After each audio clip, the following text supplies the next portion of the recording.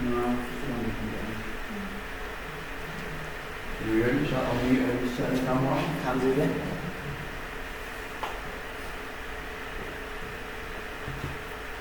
Should be on here as well.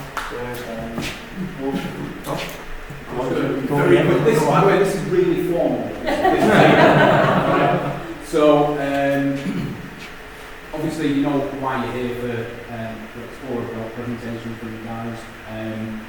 I'm John Ryan, and I'm joined with my colleagues here who were part of the mentor team. So, we were the people that basically said they were competent to go and do this, and thankfully they've made it back safe. And tonight we're going to find out about what they got up to, you know, all of the different parts of what an Explorer Belt is, and hopefully hear about how fun it was as well. But that's just my very brief introduction, just to say welcome, thanks for supporting. Those of you that are online, thank you very much for joining us and supporting as well, and we look forward to the presentation. By way of the reason why we're sat over here and we've joined is this is an assessment of the Explorer Belt you took part in, but importantly, it's not pass and fail. What happens here is there's an assessment panel, and then we go forward with a recommendation of whether they met all the requirements of the award or not. But tonight is less about the assessment and more about the celebration and really getting to know what we've done on the event. Thank you very much. Thank you. Like John said, thank you very much for coming, and everyone online, thank you very much for joining. Shall we begin? I've got an assortment of items here. At the end, if anyone would like to come and have a look at them, please feel free. And I might, we might listen just to show you as we're talking. So yeah, this is our Explorer Belt presentation to Denmark. And this photo was taken the day we started our expedition, so we'll get onto that when we get onto the FOD stuff. So what is the Explorer Belt? The Explorer Belt is a 10-day expedition to a foreign country where you immerse yourself in that country's history, culture, and you learn more about the country you're going to. We did our Explorer Belt in Denmark, and there were a few key aspects in Explorer Belt. That is the major project, the minor projects, the logbook, and the presentation. So the major project is basically it's undertaken by our team to further your knowledge when you're visiting the country. So for us, it was history based. So yeah, investigating the last 104 years of Danish history and how it shaped modern Denmark. So it's 104 years for reading. Can we get into that now, or do you want to get into that? I think we can do it later. We'll come to it later, why it's 104 and not 100. And then one of the other parts is the minor projects, which are small things which you do along the way, which are separate to the major projects, but to help you to immerse into the culture and the country even more, but also just as a bit of an extra thing to challenge yourselves. You have 10 of those, they're on there, and you can have a look at them, but some of the main ones were things like, we took a photo of the number of people per the day of the expedition, and each one was to try and get us to speak to as many people as we could.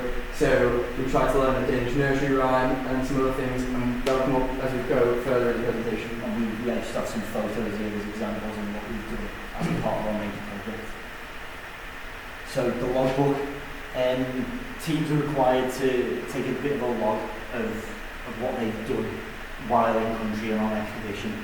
And this can be done in a number of ways. So, for example, we've had quite a range of different ways we've done our logbook. We've had our online version of our logbook here. This was done taking using polar steps. We also have written versions of logbooks in books that we have on us. And we've also written down online, which is a bit of a quicker way of recording what's happened. And logbooks can often contain, the menu that you've had that day, what food you've had, the weather, what your feelings have been that day, how you felt, and also what you've done, what happened that day. And the presentation, I feel like the presentation is quite self-explanatory now here. So we probably should say that our names for if anyone hasn't picked out. I'm Nat. I'm Noah. I'm George.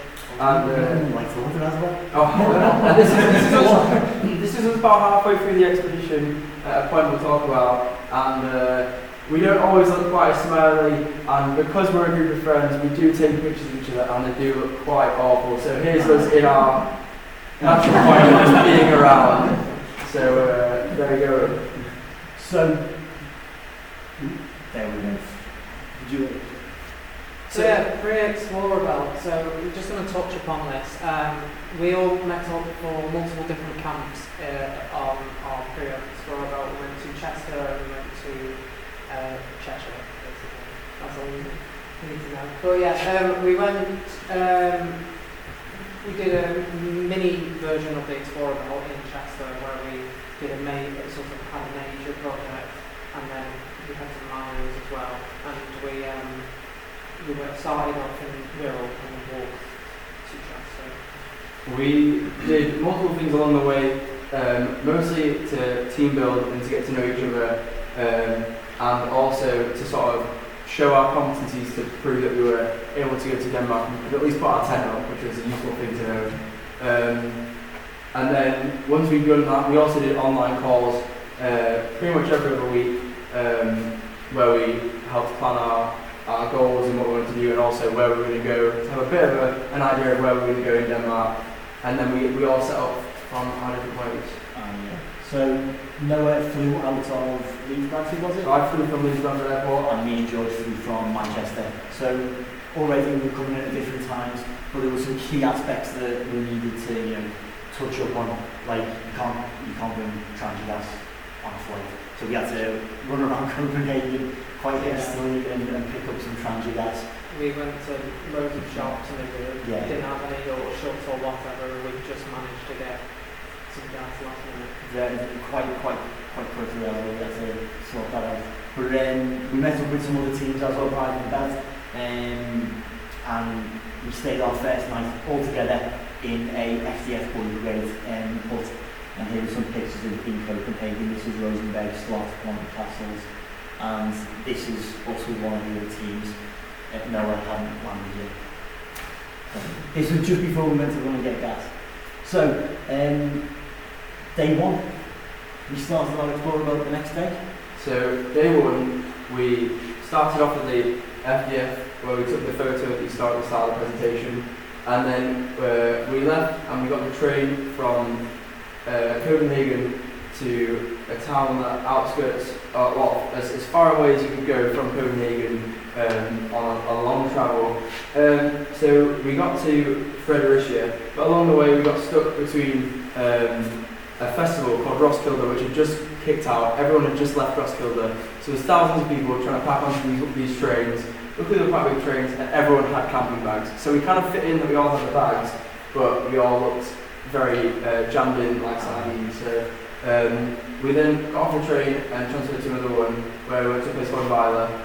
We got a quick lunch and then we got the bus from Vila over to Billund. We did meet some scouts in Vila, however, when we spoke to them, they didn't seem all that too interested in us. So we went our separate ways fairly quickly. We then dropped our stuff off at the campsite where we met the campsite host, on the next page, who was called Casper, who very kindly let us stay even though there's lots of signs saying we couldn't camp in tents. And he gave us loads of information about how the town was mostly built off of the growth of Lego, and how the town was basically people who worked for the Lego company in the headquarters or in the factory. And so the town is very modern, other than very few buildings like the original Lego house, which has kind of been restored as well. Unfortunately, we couldn't go in there. You have to. It's very rare Lego lets people go in, sadly. And then we also went to go pay respects to a memorial from the war. And then we also had a look around and we found loads of things for kids, as this is the City of Children. So it's basically a scheme that they run where they get they help use children to help design the parks and create just loads of parks across the city, like the city of Billund. And there's basically a route around the whole thing where people can walk around, well, the children can walk around freely and see all of these different things that they've helped create. We move on to day 2. Oh, we have a video. Yeah. So, as we said, there's parks all around Billund. This is on the roof of the building. Yeah, these parks are built into the building. There were these trampolines on the roof of the building, and we thought it would be fun to have a quick go. Also, like, there was a slide down to the lower level. Yeah, so There was kids around, so we were just like reaching adults. So, and this photo here shows. This photo here is me and Nat. This is the first time we'd shared a tent together, as our other plans for staying in the tent had changed. And so there was 2 big bags, and then both of us basically squashed next to each other. So we're basically covered for the night. Yeah, it was a very tight situation. The only got worse as our bags got worse packed. So day 2 in Horsens, we left Billund for Horsens, and we stayed in Billund a little bit longer. You know, exploring the town that little bit extra, and then we travelled onwards. We got a bus back to Vila, and then we got a train up to Horsens. In Horsens, we checked into our accommodation for the night, which was a prison. Yeah. We stayed in a prison for a night. This prison, how do I word this? This prison is now used for festivals, like events. It's also got a museum inside it now. It was shut down in 2006.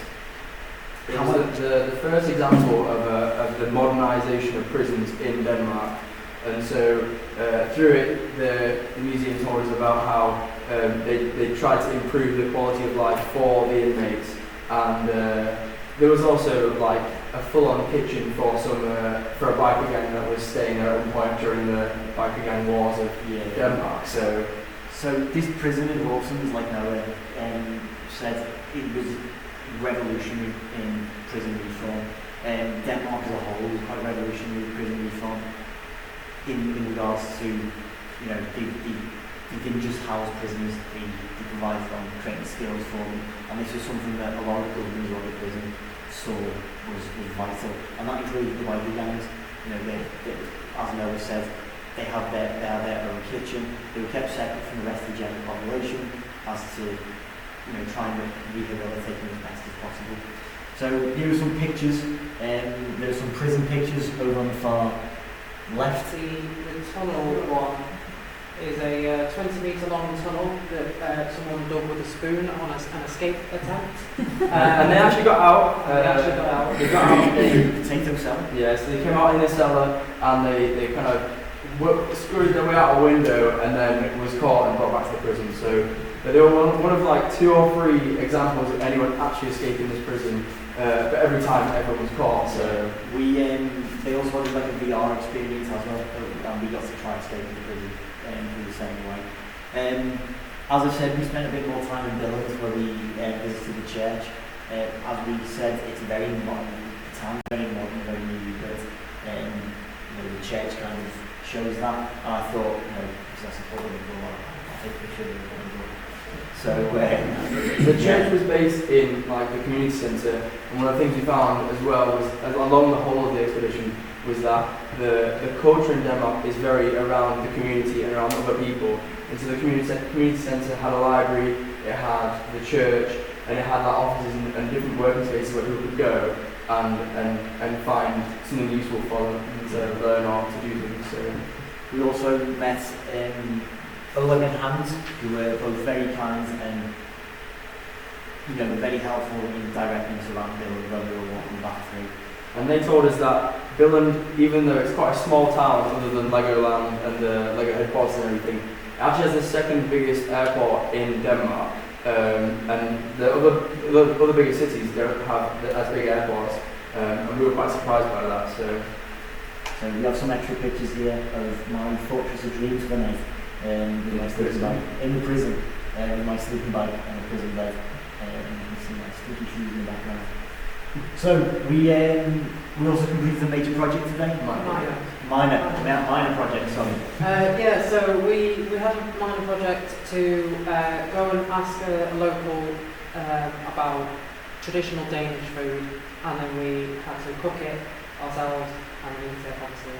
And then also we tried a sweet / snack type thing, which was called guff. It goes on your ice cream, it's pictured on the left. It's kind of like meringue. And if you imagine like a meringue which has never been cooked, and then it's just got a strawberry flavour to it, and they basically said it's in every ice cream shop, and it's a free topping you can get on top of your ice cream, and that it's just so popular that everyone gets it on their ice cream as their free topping, and so they had like a big vat of it behind the counter. So yeah, and then carbonada is the one on the right, and it's we had it with carrots. It can be done with as pork or as beef, and you meant to also have a sauce with it, but we couldn't find the ingredients for the sauce where we went. But it's in bread buns and then cooked.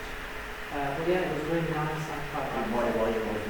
it was as nice as we could make it without the sauce, and we varied a few vegetables. As we had some picky eaters in the group, so the vegetables were not quite as mixed as in some of the photos that you people when you find it. Yeah. So this was recommended to us by Scylla, who we met in the town of Horsens. Who worked at the ice cream shop. So she told us about the guff, and we were just sat there thinking, how can we try and get this food one done? So we just went up to her and went, can you tell us your favourite food? And she went, well, you're not going to like it, but we made it anyway. Yeah. So it was all really nice. Yeah.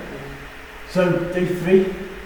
So we left Horsens, and one of the things we found from this moment on is that the plans don't always go as correctly as we were hoping. And so the plan was to go to Målehøj, which is the highest point in Denmark, but would anyone like to take a guess at how high it is? 15 meters. Higher, lower, higher, how high is it? 200. Anyone else got any ideas? 500, 118. It was 118 metres high, and this I think they were having 1 metre. Yeah. So we were going to go the whole day before. We were trying to fit, and that was basically whilst navigating and helping figure out where we were going. We was looking at trying to figure out how we could get public transport there. And unfortunately, it is in the middle of nowhere, as you'd expect from a hill. So we decided that we couldn't do that, as we were going to be carrying our big bags as well. And we thought going up the highest point with our big bags wasn't worth it. So we went straight to our house, which we found out on one of the first few days from some girls who've been at Roskilde that it's known as the City of Smiles. And so even the buildings are smiling. That's how happy the city is.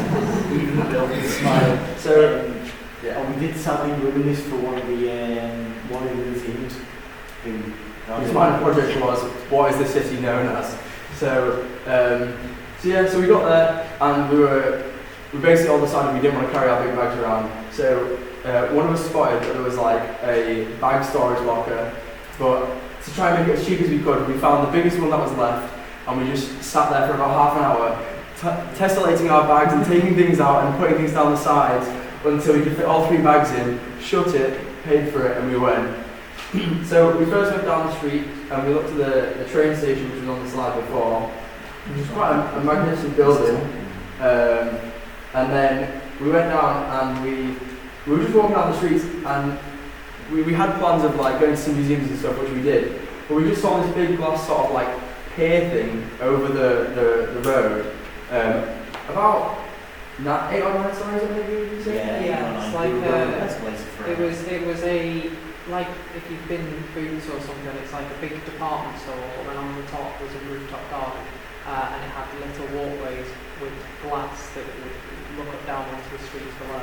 And so it turned out that basically the company is like a department store all around Denmark, and and they've been going for like 80 years, and this work over the building has been going over the past 20 years of different like reiterations of designing the building. And it was like 4 different levels which were all connected with ramps and things, which all went up to like 3 or 4 different viewing points where you could see across the whole of our house. So you can see all the way to the port on one side, where we all kind of said we felt most at home in our house at this point, because we all kind of felt like we started to go into a northern territory of Denmark, because everyone was happy to see you, and Nat could see a paw. Yeah, I could see cranes on it. So yeah. So we took lots of photos, we looked at the history of the building and how it changed over the time. And then we went into a few churches, as we seemed to find a lot of churches, and so we just went into them because they've got really cool architecture. And then we went to a museum which was all about the German occupation and how they were in our history. So during the occupation, the Gestapo we visited the university afterwards. The Gestapo were originally based in the university, which was then later bombed by the RAF. And then they took over the town hall, forcing the city to build a new town hall here in a lot more like it's been built quite quickly, that sort of thing. And in the museum we basically found, as we entered, we got given a little explanation about the history and stuff, and then we got given a little card which basically had a person on, and so each of us had like a different person, and as you went through you put your card into a machine, and you could listen to the story of their life, of what happened throughout the journey. And so some of them were nurses who had trained during the occupation and then went down to Germany to try and to help out being a nurse. Others told about how they knew spies and other different people who were helping the Gestapo. So yeah, we also had ones about like resistance, that sort of thing. Yeah, wasn't the resistance in Denmark jailed in Portsmouth? yes, The resistance in Denmark. the prison we stayed at the day before. So. Which it became quite interesting. It all connects in. And in this museum we found a few things that we thought were interesting from the Danish history which came to now. And so one of the things we found was in the war they couldn't have as much leather from animals, and because it was a port town they made shoes out of fish leather, and so there was some in like a little cabinet. But apparently we basically found that like they were so like economical with the different rationing of the different equipment and wood and leather and stuff that they still do that now. To like they're so environmental and they make clothes as like environmentally as they can. So it also kind of leads into a lot of things cycle everywhere. There's a lot of cycle paths around the country where there's a cycle path. But petrol ration didn't end until late 1950s. So again, there's that sense of eco-friendliness. And then on the way, we went to go see a place we've been suggested to go see, which was a small town, which was basically, as you went through it, it was themed like Danish towns as you go through. But it was really expensive and there was a long queue to get in, so we decided to go up and go and look at the University Botanical Gardens. We had a very quick sort of walk around before they closed, and then we met the three people who worked on the counter. So yeah, we met Emma and Johanna in Johanna's first day. So she was very confused with these three English boys asking loads of questions, and they didn't know quite a few of them, but we started to ask them about. So I've got there's a few more pictures before we yeah, we stayed in our host camping, and this lovely woman very kindly fed us. She basically said she cooked too much and she couldn't eat it, so she just went, "You're scouts, you must be hungry, have this plate of food." So we started and ate that, and we also met with one of the other units and chatted to them while they cooked and then we cooked. Yeah, Chloe's unit, so we've also, this is what we cooked, George. Yeah, so when we did our mini belt, we were told not to have Wayfarer boiling bag meals. So every single meal I made sure was like a hearty meal. And this is one of the ones I'm most proud of. It's a natural hot pot. Originally we were going to do it in Trangers, but then we found that the campsite we were staying at had a kitchen. So we're like, why not just use that? It makes it easier. So I made a massive amount of nachos with then like a curry, chili sauce, and then more nachos, cheese, piled on that, and then that's the result. And it was really nice. And we're very full because we made quite a bit too much, which is good. You can also see the fabled Fatty Comedy in the background. This thing was everywhere, Fatty Comedy.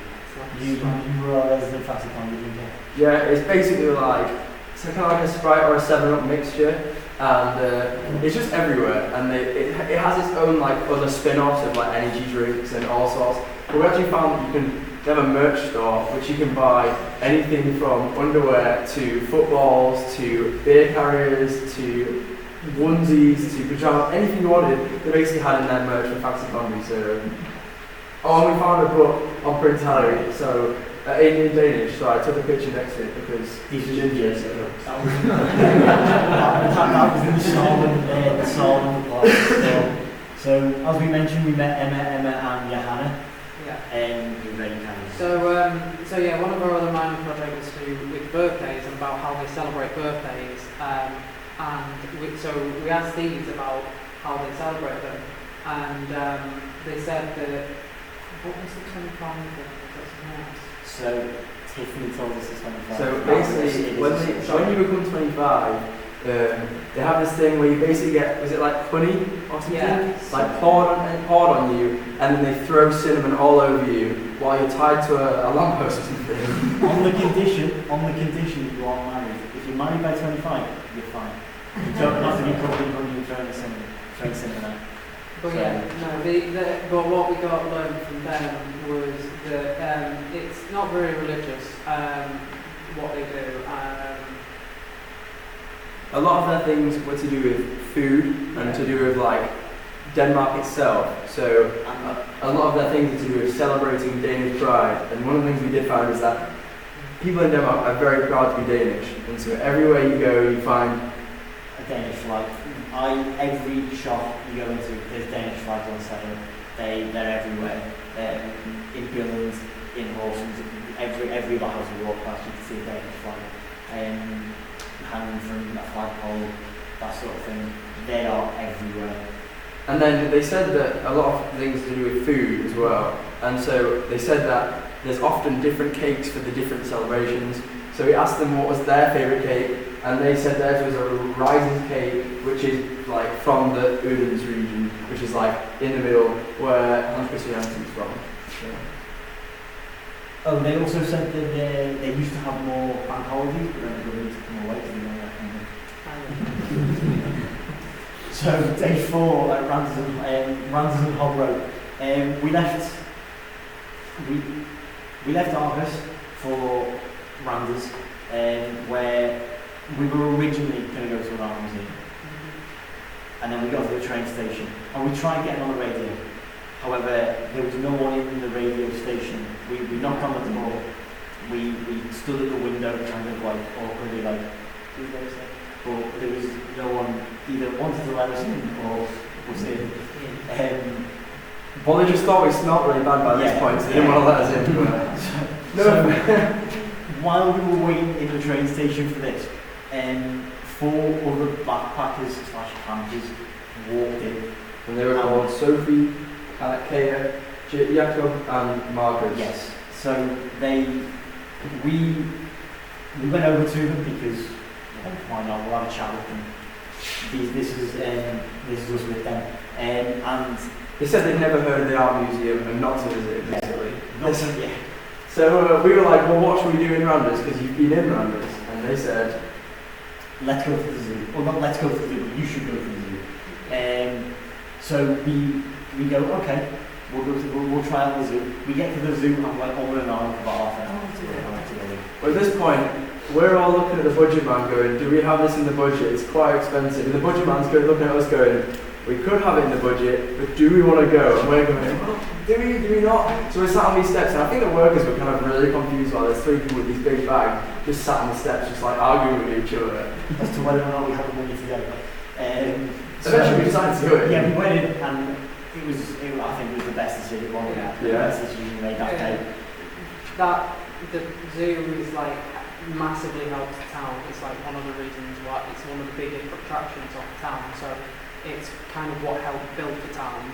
So that in itself, we actually got more history than we thought we'd get from that art museum. So not only that, also the fella who made the zoo, he only made the zoo because he ran out of space to store his animals on his estate.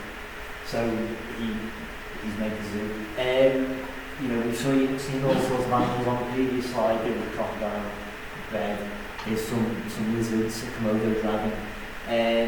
It's a very immersive zoo. It is. You basically, for three of the parts are in like biodomes where you just walk through the animals just who are walking around you, and some of them just seem fearless. They don't seem to care about humans walking past. They will just like fly straight above your head, or they'll run across your feet. And there's ant lines on little ropes like above your head and everywhere. And while we were going around, we spoke to a guy who, the guy with the camera. Jam. I don't know. So it's on a minor project. We spoke to a guy who was there with a big camera, and he was stood taking a photo of this lizard for ages. And we asked him if he went to this zoo a lot, or if he went to the zoo a lot. And he basically said that he travels around the world taking photos of animals, and that he'd been all over the world, and that he goes to lots of different zoos, but he goes back to Randa's Rains, what was it? A lot, and he basically just takes pictures throughout the year as it changes, and then he has an Instagram account which we followed, and he actually got talking for quite a long time, and we were like, kind of starting to shuffle away because we needed to go, but he was really nice, and he told us loads about all the animals and stuff. And he was really enthusiastic about what he does. We then carried on around the zoo. We got some like slush, like the drink, and they gave us some straws, except it was pasta. And so I was really curious. So I wasn't sure, they hadn't told us it was pasta. I was pretty sure it was pasta. So I just kind of bit into it and started eating it. And I was like, this really does taste like pasta. So we went back and asked the guy at the counter. He said it's the most questioned thing that he gets working on the like food stall is if the straws are pasta. They're a mixture of pasta and rice. And he basically just said it's because Denmark is so thoughtful about the environment and about their wastage that the straws are made of this pasta, which is cooked is made so that it doesn't break when you're drinking from it. But it's biodegradable, so you can throw it away straight after. So it's a mixture of rice and pasta, and it tastes quite nice. And I think I ate one of your straws as well because I was hungry. And then we finished the day in Hobro with some lovely carbonara. We'll get to this. With some lovely carbonara cooked by Nella. I said I was like, I really want to cook something where we're actually going to eat it. And so I went, what do you all eat? And they were like, they kind of wanted themselves what to eat. And then I just went, will you eat a carbonara? It's pretty much one of the staples I make at uni because it's quick and easy. So I made it in the two tranches while they were setting up the tents and some other things. And it was pretty good to do. So I tried replicating it in this conversation instead. So, like I said, the zoo is probably the best decision you made that day, and here's why. Oh yeah, so we visited the zoo and we had to compare what tourists thought of the area compared to what the locals thought. So we asked Sasha and Morton. Morton's the guy with the camera. He was the guy with the camera. So he was really passionate about it. So he quite liked. He told us all about the different animals. And then generally the overall consensus was that it brings a lot more people, as I said before, it brings a lot of people into the Randers and kind of put Randers as a bigger place on the map. Yeah, we learned from Sacha that the Randers Zoo is one of the biggest zoos in Denmark, and it's one of the most popular as well. You may have heard of the other one in the news recently, Aalborg Zoo. That one's only just, but it's bigger than Aalborg Zoo. This was not the only minor project we completed today. We also were really, really lucky to get to know Sophie. Yeah, so Sophie is a zookeeper, and originally we went up to her and asked if there was anything that we could do behind the scenes, like help. And before she said yes or no, she went, I've got this pill in this jar and a hyena penis, can I tell you about them first because that's what I'm here to do. So she did, and she was very passionate about it. So and then so she originally phoned the managers and tried to see if we could like do anything, because we were hoping maybe we could go and feed some other big animals. yeah, something, or do something to help the zoo, like clean a pen or whatever, anything like that. But she said one of the biggest jobs that they find really, really annoying to do is they have to find these specific plants. I don't know what the plant was, but it's these specific leaves. We got them in the video, and feed the tortoise. And none of the staff like doing it. They all hate doing it. But we offered to help out. So we looked around the play area. We got pictures of us. So this is us looking up bags around, picking them up. It wasn't easy to bend down with 16 to 19 kg on the back, but we got the leaves and feed them. They do blend into the ground. They are really few. So we got to go into the pen. yeah. No, that area, it was really nice to have on something. So. And like Noah said, she also told us about hyena waiting times and hyena poo, which wasn't what we expected. No. So after being in Rounders, we went straight to Holbrook. We walked to the campsite. We got set up. We ate the carbonara, and then we pretty much like chilled around for a bit and then went to sleep. We woke up the next morning and it was really hot. We were in the tents were in the sun, and I basically woke up and I had a headache. I was just so warm that I just ran straight to the showers and got in the showers, cooled off, and then came back. We had a bit of a late start because we were all quite sort of like tired from how hot it was. So we packed our gear up and we went into the town. And our plan was to go to a gas museum. And on the way, we bumped into this guy who was around these wooden different sort of art installation structures. Yeah. And it turned out there's a guy from the town who was doing an art installation across the whole town. It was like 2 or 3 kilometers long. Yeah, it's like snaked through the town. And it was to do with like Nordic history and animals and just creativity. That when you walk around it, the different tunnels of this like snake creature had different things in it, and his goal was to basically create the atmosphere for children and for adults to be able to be creative in the town. It was all made with sticks, and it was made by the family. They were all, loads of different family members were just all around the places putting these sticks in and like weaving them through. We're doing it for all of these things. It was only going to stay up for like 1 or 2 days, but unfortunately. So the plan was to go to this gas museum, which was going to tell us about like the industrial gas and the gas in housing and everything in Denmark. But we get there, and it turns out they're using the gas museum as their headquarters to figure out where all these trees are going, and that was where the opening ceremony for this like art installation was going to be. So we walked around it multiple times and we couldn't get in. And so we went around and we looked at the art installation, and down by the port we found basically the head of this like fish monster thing coming out. So we went and took some photos and looked at that, and then we basically realised we were right next to some like a boat yard. So we looked around and there was history about the different boats that had been through there. One of them was a boat which had been there. It was like a boat which was looking for mines under the sea, and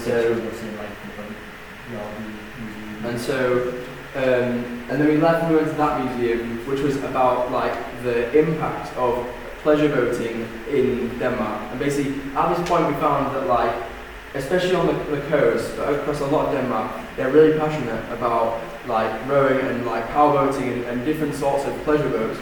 And so in this town, the basic town was built off of the imports into the town, but also it has one of the biggest like rowing teams or clubs in the country, and also like sailing teams. Yeah, it has one of the largest like sailing clubs in the country, despite being a relatively small, quiet town. And that kind of became the kind of thing. What was this? This was a whale heart. Just in a big jar, which you can see. Yeah. So, and then as we were leaving the dock area, we Nat saw a Springer, and Nat has a Springer, so we like a Springer, Nat was off, and he went to go see this dog, and we met Kurt, Rosa, and Ken. Ken is a Springer, and a really well-behaved Springer. So no, they were really lovely. She was a scout leader. Rosa was a scout leader, yeah. So we told her about our expedition and what we were doing. He even offered us to stay on their farm if we needed a place to stay. However, they were going on holiday. So we couldn't stay for another few days. For a few days, and by the time we were able to stay, it was like daytime expedition. So it was very much a bit of a bad timing, which we would have definitely stayed. It would have been lovely to do so. However, with them being online, it wasn't something we could logistically do. So we took a photo. Nat's really nicely picked this photo where you can see everyone in the photo and the dog. I think most of his photos were of just him and the dog. So if you look at his camera roll, that's what you'll see. But that's a lovely photo of us all. So we then went on, we went past the bus station, and there was a cafe called Cafe Noah, so we took a photo outside that. And then we went on and we went to the local Rema, we bought some bread and some meat pieces and had some lunch, where we sat on a bench. I think they would possibly try something. Yeah, it was half a krone, I think it was, for a ciabatta, which is about 2p, maybe 10p. It's really nothing, and we forgot butter, so it was dry. It was really bad. So, however, while we were eating, these two kids who were like in the petrol station behind us had bamboo sticks, and we were sitting on this bench behind the bush, and they just kept poking the bamboo sticks through the bush. And all you could just hear was this laughs from behind the bush. So as we turn around, we just go pull the bamboo stick out, and we're like, but I think it, after all really dry butty, I think it like got pretty. So yeah, by this point, I was really tired by this point. My legs were aching from carrying our big bags. So we sat there for a while, and this kind of did bring us to a bit more of a positive mindset. And then straight after we'd eaten, we walked up the hill back to the train station, where we went onwards to Aalborg. So we stayed in Aalborg for the night of our 5th day. And then we woke up on day the 6th. We had decided to stay in Aalborg for 2 nights, and I think it's worked quite well considering we haven't stuck to our original plan to the T. It shifted down a little bit, so I think it worked out for the best. So, what did we do in Aalborg? We acquired our Danish knackers to begin with. We actually stumbled upon the shop called Spider Sport, which is basically, Spider is the name for scouting, or the overarching group of scouting in Denmark, and they have their own outdoor equipment shop, a bit like the outdoors, and basically through the funds it goes into the scouting organisations. But in the corner they have all of the scouting uniform and everything on sale. And so we went in and we were going, wow, that belt's really cool, or that shirt's really cool, and this and that. And this girl comes to me and she was like, are you okay? And we're like, yeah, we're just looking. And she told us about all of the different knackers that they have. So this is the whole international Denmark knacker, or the Danish knacker. So they have. Sorry, I was just going to say, if you was to go to an international camp where we have our Explorer belt on the back, they would have the same on the back of the red one that we've gone on.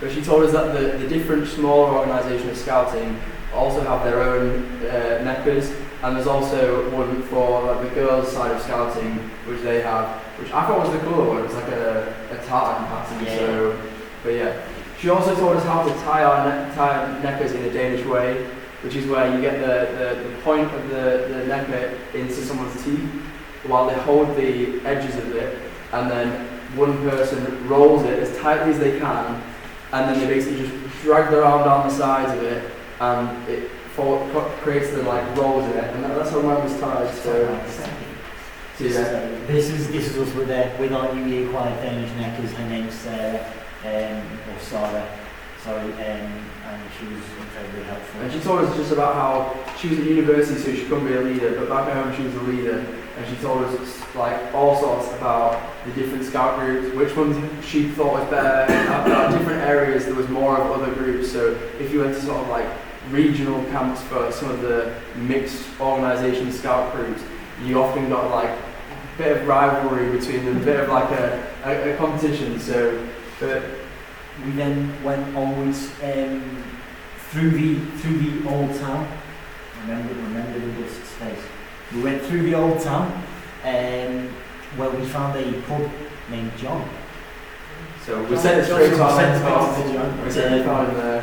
And then we carried onwards to The museum. the museum here, where we found in the museum there was an old school classroom from the 1930s. And it was really interesting to see how that was compared to our own classroom. And then we found an exhibition. It was a temporary exhibition about resistance and independence in North Jutland, which is North Jutland is a little bit more separate from the rest of Denmark. So if you imagine like the north-south divide of the UK, but in Denmark. And so basically North Jutland felt left out because all the money was going really close to Copenhagen and to the south.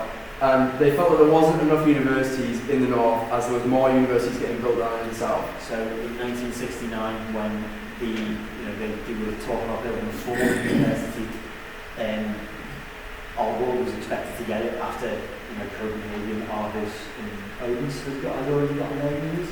So Aalborg, the fourth largest city, was being done. But we were a prime target of this university, but it didn't get it. It went to Roskilde as a overflow uni for Copenhagen, and a lot of people who were student aged in Aalborg went out in walked out in protest essentially.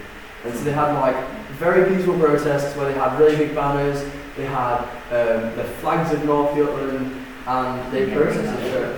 So there's a North Jutland flag, and this was designed partly a bit as a joke, but also there's a sense of that. And so the protests were peaceful, but most of the protests were mostly a joke to try and create the awareness that the North were wanting this university and that there was people there who wanted to go to university and why it should have been there.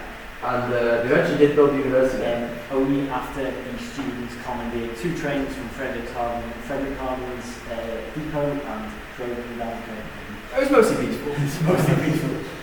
We also learned a bit about fracking in North Jutland, how they protested the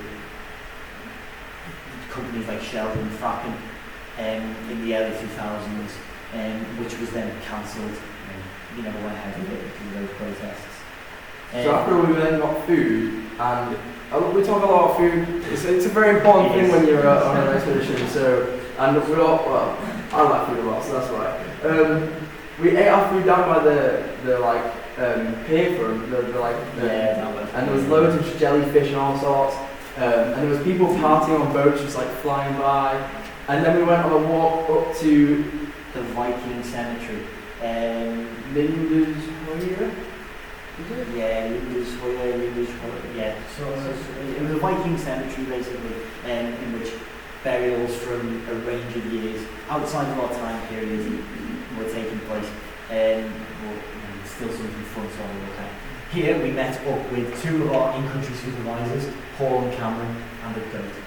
Yeah, so we were going to try to take a really good group photo, and I said, guys, I feel like I'm burning, I should probably put some more sun cream on. And as I started rustling in my bag, the sheep knew that rustling could mean food. So this one came right in the middle of us, and you can just see my bag part open, and my other hand is behind me holding the rustling bag, trying to be as quiet as I could. And so we got a photo. I was quite proud of how calm I kept, with the sheep basically stood on my feet. So yeah. They were really friendly to be fair, they didn't tend to run away, so they're probably used to people. On the way back, it was getting quite late, and I was getting quite worried. We were only going to get on day 6 photo. And one of the things I've been saying the whole time was that it'll happen. We do not need to force the photo of the number of people per day, because if we force it, we won't have the same story that we could have if we meet the people along the way. And I tried to force it on the bridge back over. So we just shouted, guys, we're on expedition, this is what we're doing. The reason I shouted, the bridge lifted up for these sailboats that were passing through. So I went, there's a big queue of people, let's try and get it. Said, hi guys, we're doing this, can you please get a photo? I did get the photo, however, the 6th guy was hiding behind the so I couldn't really use it. So we carried on walking, and we bumped into this big group of people partying in a field. And it turned out their friend had just graduated from their masters, and we just asked them loads of questions, and they basically asked us if we were going on a night out. And it turned out that Aalborg is the biggest party city in the country, and people fly from Copenhagen up to go party on a night out. And this is where we found out about the 25th birthday thing. And we also found out about the hats. And so lots of people in Denmark were wearing hats, like sailor hats kind of thing. And we were wondering what are these for? And it turns out that when you graduate from high school, they basically you get to buy one, it gets your name on it, and you get a little logo on the front, which means the thing you're going to go study afterwards. And the little charm you can do to add into that hat, make it your own, and that sort of thing. And another thing is people write wishes of good luck before your final exam on the inside. You wear it to your last exam, and then afterwards you write your results in, and you basically throw the hat around and stuff to celebrate that you finished your thing. And then you do loads of challenges with your friends while wearing the hat, and it's kind of like a folklore thing that they do. It originated in one of the smaller towns in Denmark, it spread quite quickly. We did our washing, wasn't the best, but we also helped some other people use the machines, but we were just there hand washing it. We got it up, and like the dry sites, fill it with water, and then soak it with water. We then cooked, and then we went to bed. We used the rest of the spaghetti that we'd had from the night before. So, day 7. We woke up and we spoke to Sarah, who was from Sweden, she basically told us that she'd been on her Explorer boat in 2006, 2009, somewhere around. And so in Austria, and she told us that her children had just started the youngest level of scouting in Sweden. She told us lots about life in Sweden, and that Swedish people come to Denmark a lot because it's really close, and they like the weather and the travelling around. And so they were there, they had bikes on the back of their car, and they were in a big tent, they were camping, and they were going to Copenhagen next because they'd done sort of travelling on the north. We packed up quite quickly, and we went to Talby station, which was just a little bit of a walk down the road. We waited for the train, we got the train from there all the way up to Frederikshavn, which is one of the biggest towns, as most northern as you can get. However, we get off, and we buy lunch, and we just see this fight between two people. And we're like, where have we got to? This is the most dangerous place we've been. Everyone else is so open, and these two people are just scrapping in the middle of the day. But we finished our food and we walked, and this was honestly the hottest and most tiring part of the journey probably, because we were in the sun the whole way. We got our big bags, and we were walking 2 kilometers to get to the campsite. It was along a big A road, and it was just nothing but open. There was no shade. It was just open. 45 minutes. It was So yeah, we dropped our stuff, we set our tents and put the bags in, we chilled for a bit and got our phones charged and stuff, and we set off back into the town, where we found absolutely nothing. We had so many things prepared to do. We were going to try and sort out drawing a map using people's help. We were finding all sorts, and there was nobody there. It was empty. Despite being one of the biggest towns in North Yorkshire, they were nothing. So So we were sort of in between the times of everything activities-wise is shutting and the night life is sort of starting. So there was this dead zone of nothing going on. And we found that this was a big thing in Denmark. That there's just a period where if you finish eating and you're not going out or doing something in the evening, everyone's just at home. So there was nobody in town. So we couldn't really do much. We went to the local naval base to try and sort of see if we could ask some questions about it, see if we could just go on and see anything, and we were told it's not because you're English, it's just you don't have the clearance. So we thought it was okay. But on the way, we met the Seagull, and as we were going, I said, there's a lot of bird poo on the floor on here, and as we walked in, Nat gets pooed on by this bird. And it's cackling out. It sounds like it's laughing, and so we were like, what do we do? My bike was covered in bear poo, and it was honestly poo. So I'm sitting there trying to wipe it off like this bear. We carry on, and this is the point where we're all kind of getting tired. We've done so much walking along the hallway, and we've also walked this really long journey there and back in the heat. before we get to this point, we also did get to this old German book, which is not much to it. It's like an old curry placement. However, it's now a beach resort. It's a lovely beach resort. It's a lovely beach resort. It's been changed into a beach resort basically, and this is the name we basically went to. So yeah. That we never But went on to. the way back, we went to the shops, and again we were trying to discuss what we wanted to eat, and we couldn't decide, so we just picked some frozen pizzas. We were just like, there's an oven at the campsite, we'll just go. And on the way, we kind of got a bit quiet. We were kind of all going, we've had 2 days now where we've not done a man, so you'll realise we've not spoken about minor projects. We've not done any minor projects. We've done major project stuff, and so what are we going to do? And we started walking. First off, I didn't think of cat. Yeah. And then we found this bench. Up in Lighton. Yeah, and so I just turned and I was like, guys, we're starting to bicker here and we're not helping anything. We're getting more stressed about how we've not done anything and we're not sure what we're doing. Let's just sit down for a moment. We sit down and they're still bickering and we're all bickering and I just shot. I was like, guys, stop. And we stopped. We just sat and I was like, we've got to sit here in silence. We've got this great view in front of us of just like the water lapping on the beach, and there's just people like paragliding singing across the way. And I'm like, let's just stop and just sit for a moment. So we sat there and then afterwards we kind of I was like let's regroup, let's have a plan. And so I was like, the beach was just around the corner, there's loads of people, and then we kind of as a group decided we were going to just, by this point we were trying to think about how we get so many people in one photo. So we decided the first people we were going to see, we were just going to separate as a group, grab them all and take them into one photo, and then from there we were going to ask some people about the town and try and build the map. And then George had been taking photos earlier of a building, and inside it had a map of things in the town which we could use as well. So we get off the bench and we go walk, and we bump into the group of people which were on the slide before. Yes, this group of people. We bump into this group of people. So I run and got this couple. Me and George will get this group of 5, and we'll speak more on this group of 5 because they're an amazing group of people. They helped us so much, especially in the day we were so down and so kind of like what are we going to do. So this is Jean-Brett, Leanne, Sela, and Rebecca and Daniel, all in this photo, and their dog. And they helped us so much. We got in a photo, we got chatting up, and as it turns out, some of them were visiting their friends in Frederikshavn. They were scout leaders, all of that, and they helped us so much. They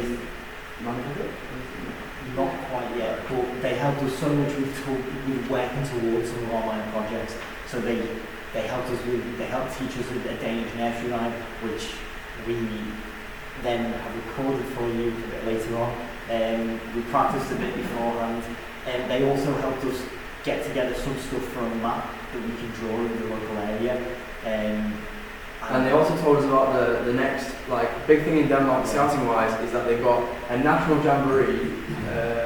I did have a little thing for them. And basically, our in-country supervisors had actually been to some of the areas where they were going to have this jamboree, and basically they're having this jamboree to prepare and plan for the World Scout Jamboree, which is going to be there after the next one, which is in Poland. And so they're doing 2 jamborees, national jamborees to prepare for that, and they were telling us about how we should try and get there and how some of their groups are going. Yeah, so it was such a great help. And then we were going back to the campsite, rejuvenated, with a new spirit, ready for the next day, which was probably one of the biggest, days we had, one of the longest days. So this day we decided we did quite a lot. We decided we were going to hike the Rabian Relay, which is the largest moving sand dune in Northern Europe. So when planning this, we planned it so we kind of followed the train line so we could get across a big chunk of the country. But when I was planning this, I knew I wanted to go to the top, and we knew we wanted to go to the top. But we saw this just big chunk of sand, and it's it's this huge sand dune. It's a massive thing. You'll see in a bit. But it's just these big sand mountains. It's sand that's been blown in and then dumped there and built up over time. And it's built up so much that it actually buried a church, and we were going in search of this church because there's a spire that's stuck out the ground still, whereas the rest of the church is buried below the sand. So we couldn't find the church even at the top of the sand dune. However, you're very right. So Well, if you go back to while we were walking on it, I was like, this is a perfect opportunity because you can write in sand. So I wrote UK Explorer about Denmark 2025 in the sand and got a photo of it. And then, I'll show it at the end. I am conscious of time, so this is a 3-minute video. George has very kindly edited it together. However, like I said, I'm very conscious of time. If it's alright with everyone, we can play again. Play it. Now. Yeah, play it. So it's a 3-minute highlight video. I can't do it from presenting slides.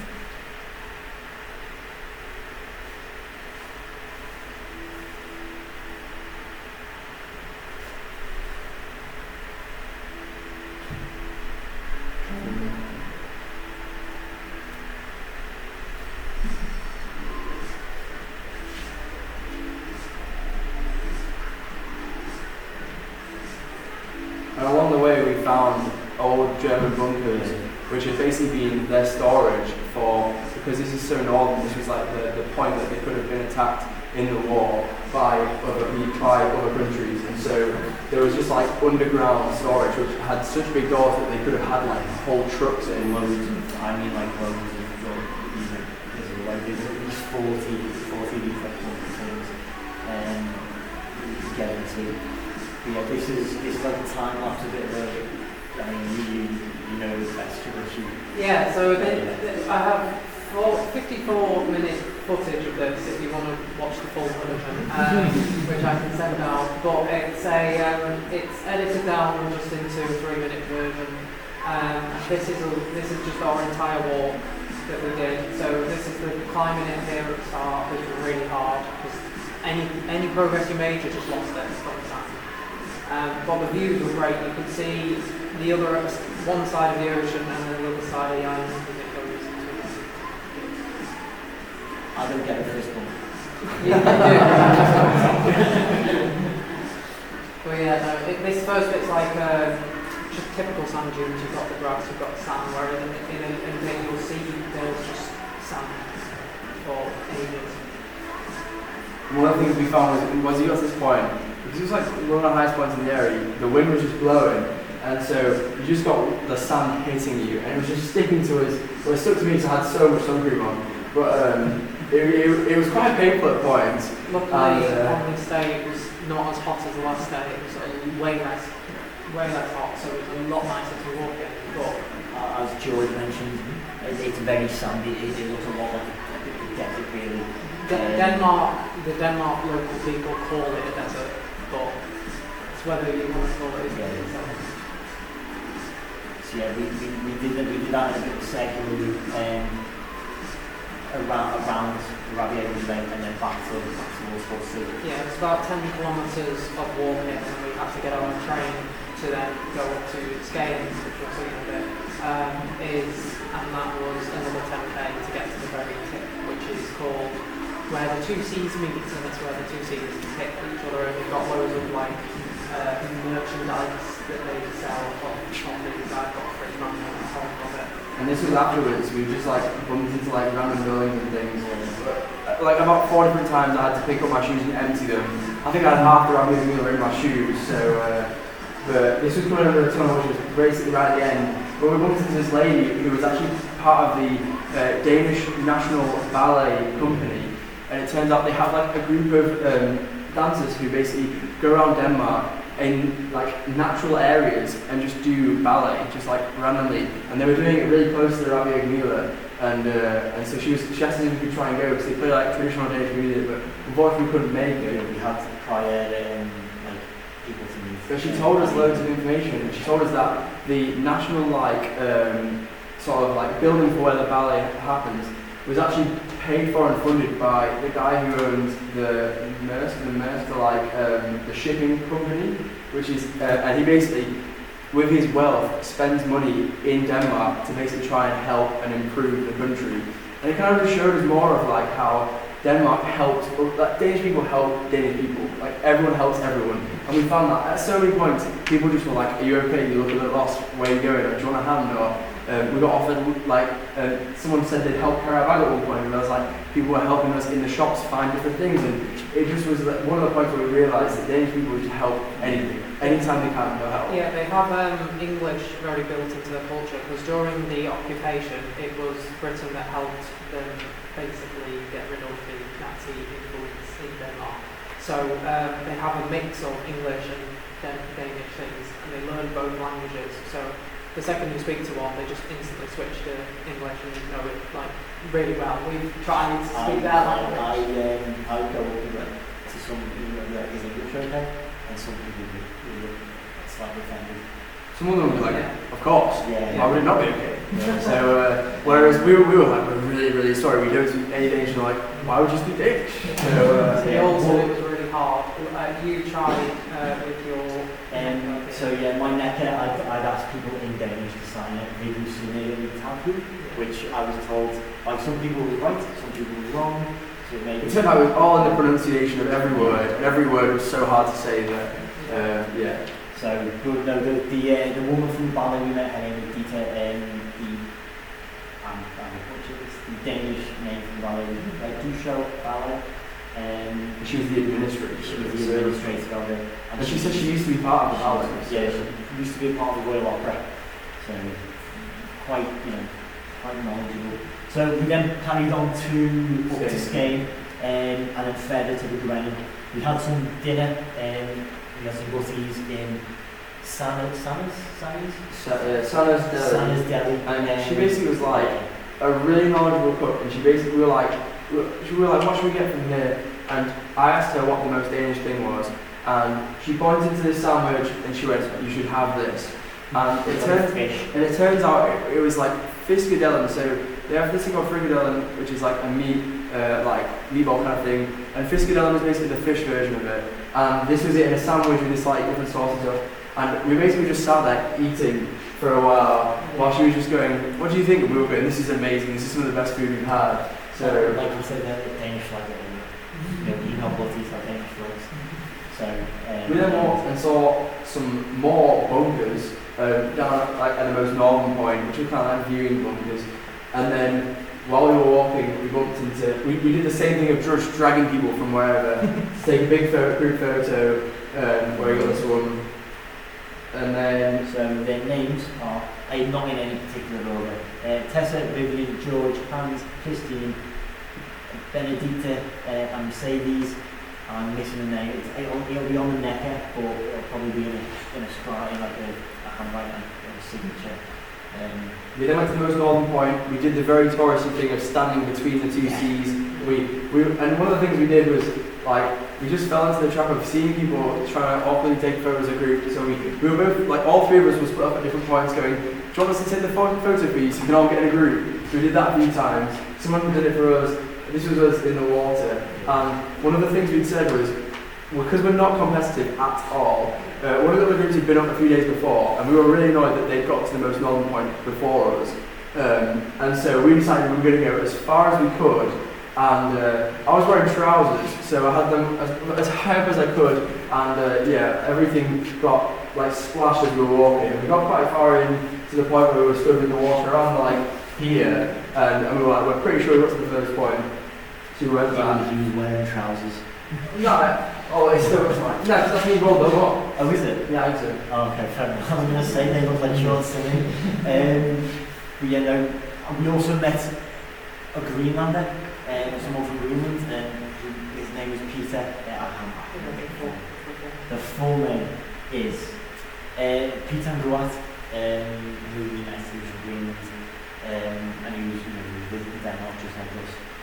We also met Thomas and Christian. Christian was my new fan. So, but Thomas told us that basically one of the things we found was that this time of year is where all the rich people from Copenhagen is what we were told, all go up from Copenhagen and just party in this one town, and they all have like summer houses in this town, and so there was loads of people there, and we spoke to them about what we were doing multiple times. We helped them take photos while they were in the water, and we sat next to them on this like tractor thing, which took you from, it was called the sandworm, and it took you from on the sand to like the car park, where we sat and we were just like regrouping, and then Thomas came back over to us and very, very kindly came up to us and said, "Are you heading back to the train station? Would you like a lift?" Now I want to verify, I checked QLR before this is not hitchhiking, and so with that, we haven't asked him, and he said if that's alright with him, he was more than happy to do it, so he took us back to the train station. Otherwise it would have been about 30-minute walk, and we'd already had really tired legs at this point. We didn't have our bigger bags on. We had we stayed over. We had 2 days in Fredericktown, and we left all our big bags at the tent at the camp, but still with the small ones. Yes. So we then jumped on the train and we met 3 people. Tina. Their names again. We met Mita and Tina, who was also known as Tina Turner, and the other name I don't have. But they told us we were cute because we were Boy Scouts and that we seemed really innocent, and that her idea of Boy Scouts was really innocent. We said we were going to keep it that way, and we were really glad that she thought Scouts were really innocent. And they were really drunk though, and they were actually from Fredericktown, and they'd come to skate and to party for a bit. We're on the train back with us. So we told them about what we were doing, we told them about like the plan that we'd had so far, and I got into a conversation with a guy while Nevin and George were talking to Nita and Tina, I got in a conversation with a guy who was like, "Oh, where are you from?" I was like, "Liverpool." And he goes, "Oh, in Liverpool, really lovely place." I've also been to Dubai, which is quite nice. And I'm like, I'm sitting there, I'm not so yeah, not guessing you've been to Dubai. We got off the train in Fredericktown, and Mita turns around to us and goes, "Where are you camping?" And we're all looking at each other like, "Oh, we probably shouldn't say where we're actually camping." So we're like 40 minutes away. We're like 40 minutes away. It's a trek, but we're going to walk it. And she goes, "No, you can't walk it." And they started getting really angry about how she wants to give us this money, but for the taxi. I'm like, no, it's okay, we're going to walk it. And we were actually kind of scared because they followed us to the shops, and they're like, if you're not going to spend the money on a taxi, spend it on alcohol so you can have a really good night. And we were like, we really can't do that. We've got a really early morning. So we went into the shops and we went to go buy food anyway, and they were sat outside. And we were really worried that they were just going to come in and be like, "So what alcohol have you got?" So we were in there for a good 20 minutes just going, "Do you think they'll come in? Anyways, they were just waiting for their taxi outside on the wall. So they got in the taxi and we walked to the campsite. Yeah, just walk back. Yeah, so in the end we were all alright. And we met up with our other 2 in-country supervisors, Lily and Steve, who very kindly paid us a visit that evening, just to see how we were, see what we were doing, that sort of thing. Now, I haven't put it on here because we felt a bit iffy with this. However, one of our minor projects was to use 4 modes of transport in a day. We had got on the train all day.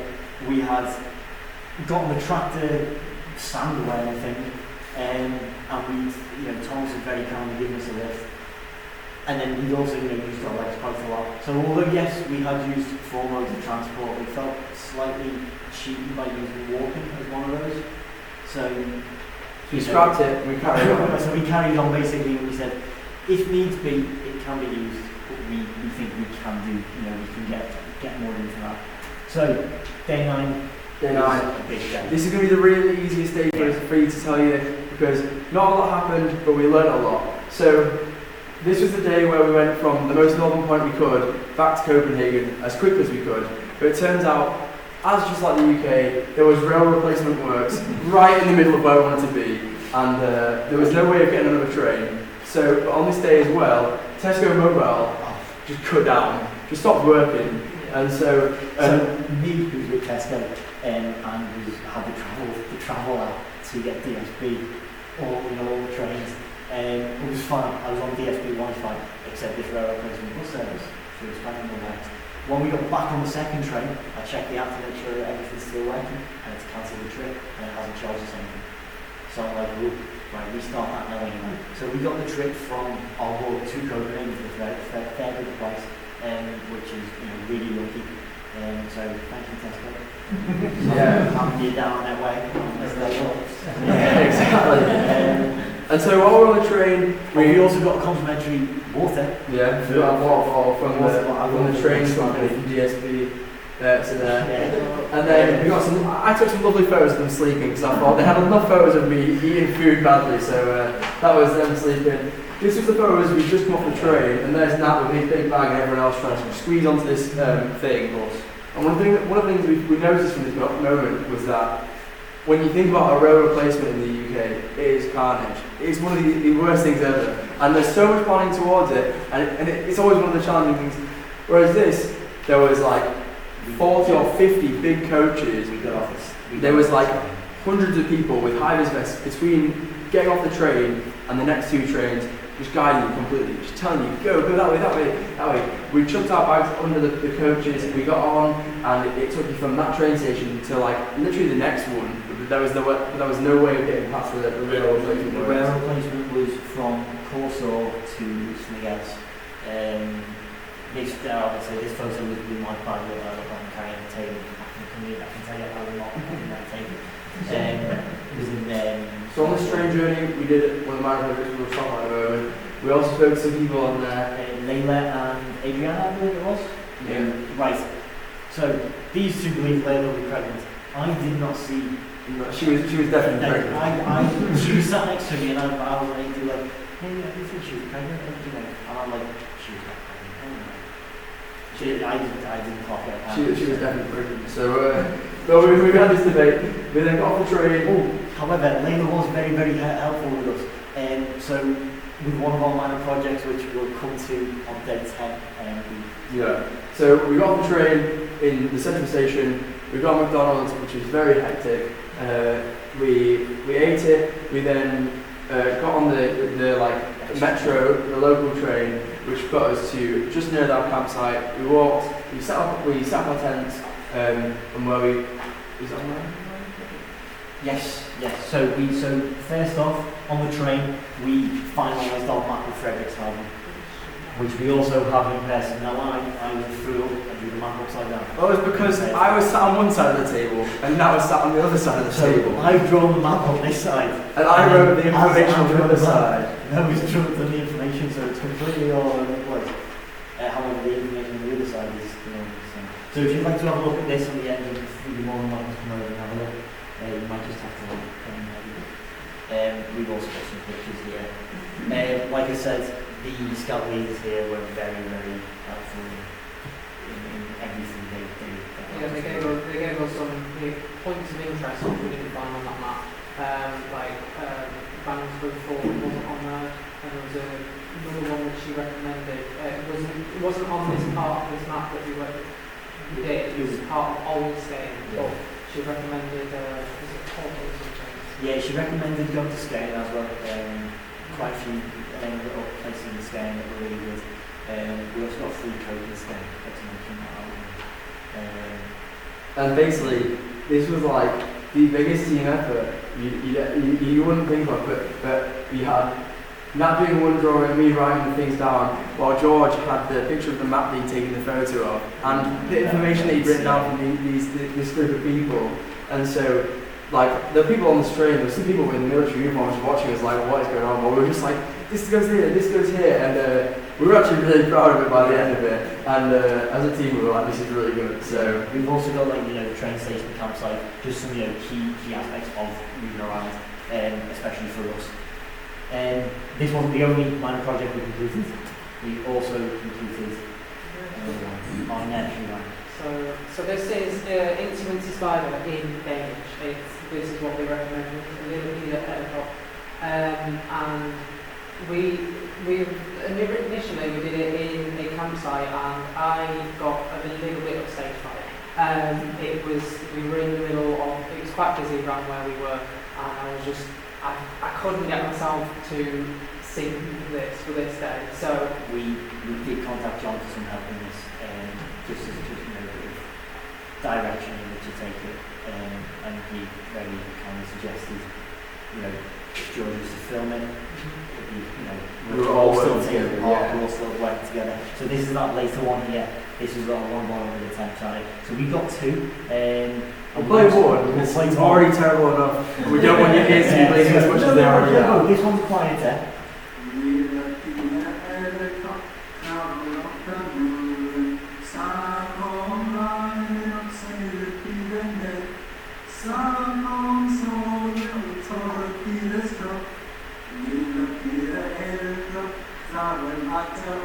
And then the other one is a bit louder. I think.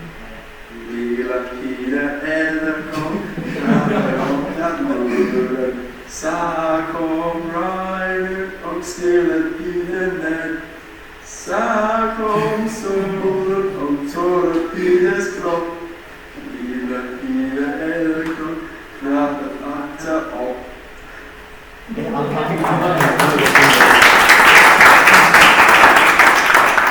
So that long life, yeah, we did some practices as well over the past few days to get this all together. And then we were just singing it to the rest of the contingent while we were at the post camp, and they were telling us, shut up. It's still stuck in my head. I can sing it right now. So day 10, our final proper, you know, explorable day of the expedition. And we used what time left we had in Copenhagen, so that like what best we could, how best we could. We remained in the city, we travelled around quite a bit. So first things first, we went to the Carlsberg Brewery,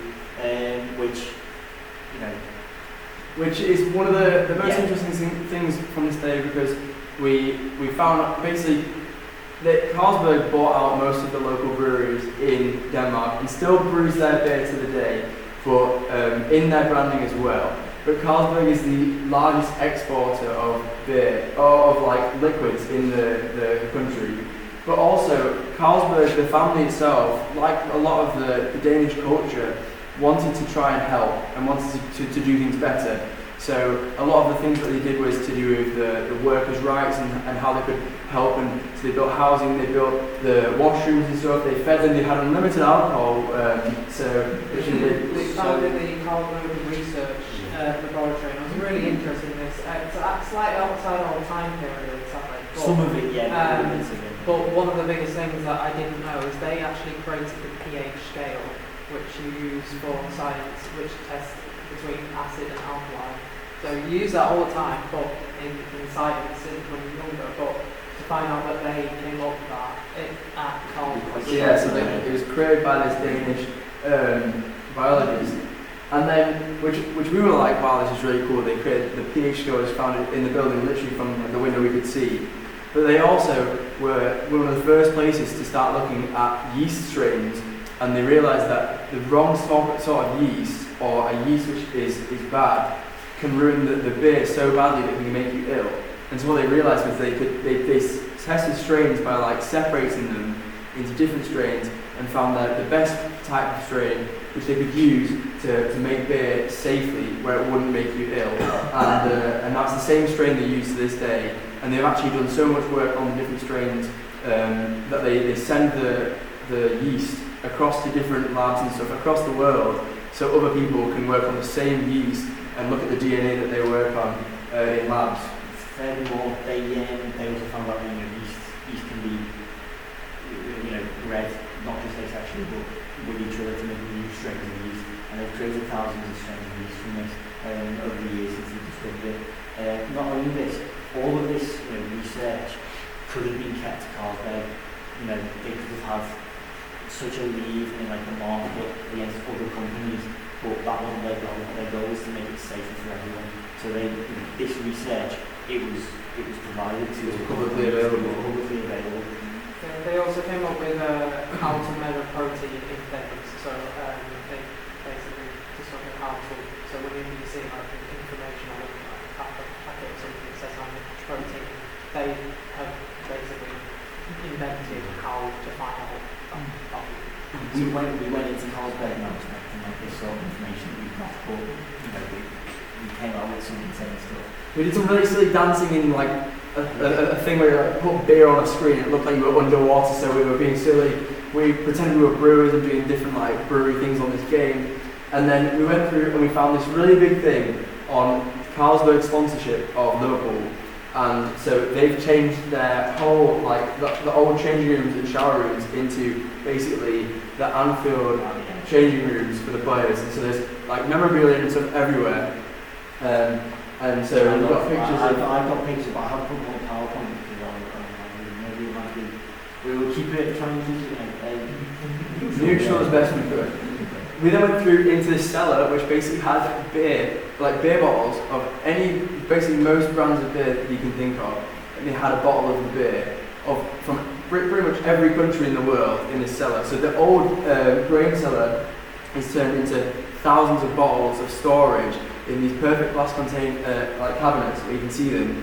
And right at the end, we found this information which had like a load of Carlsberg branding. It was basically on the changing of their packaging that they've done over time, and it basically was them saying that over time they've always tried to change their packaging so it can be more environmentally friendly, from reducing plastic to making the cans more more easily recyclable, from changing the way that the kegs were like pressurized and weighted so that they could be moved around more easily. Sorry, to be more environmentally friendly. So, speaking of drink, we also, first off, we got a photo with a lot of people in the Carlsberg review. Yeah. Who are all enjoying their free pint that you get from the tour. So, you start the tour with a little shot of it to try it and to learn how to say cheers, which was Storm. Yeah. And then you finish with a pint where we went to go, we asked them if we could get the photo, which was great. I bought my Carlsberg flat cap for £6, so it was great. So and then after the Carlsberg brewery, we carried on throughout Copenhagen, and we found our way, thanks to Layla on the previous demo train. Layla directed us, she overheard us talking about this, and she directed us to the bakery,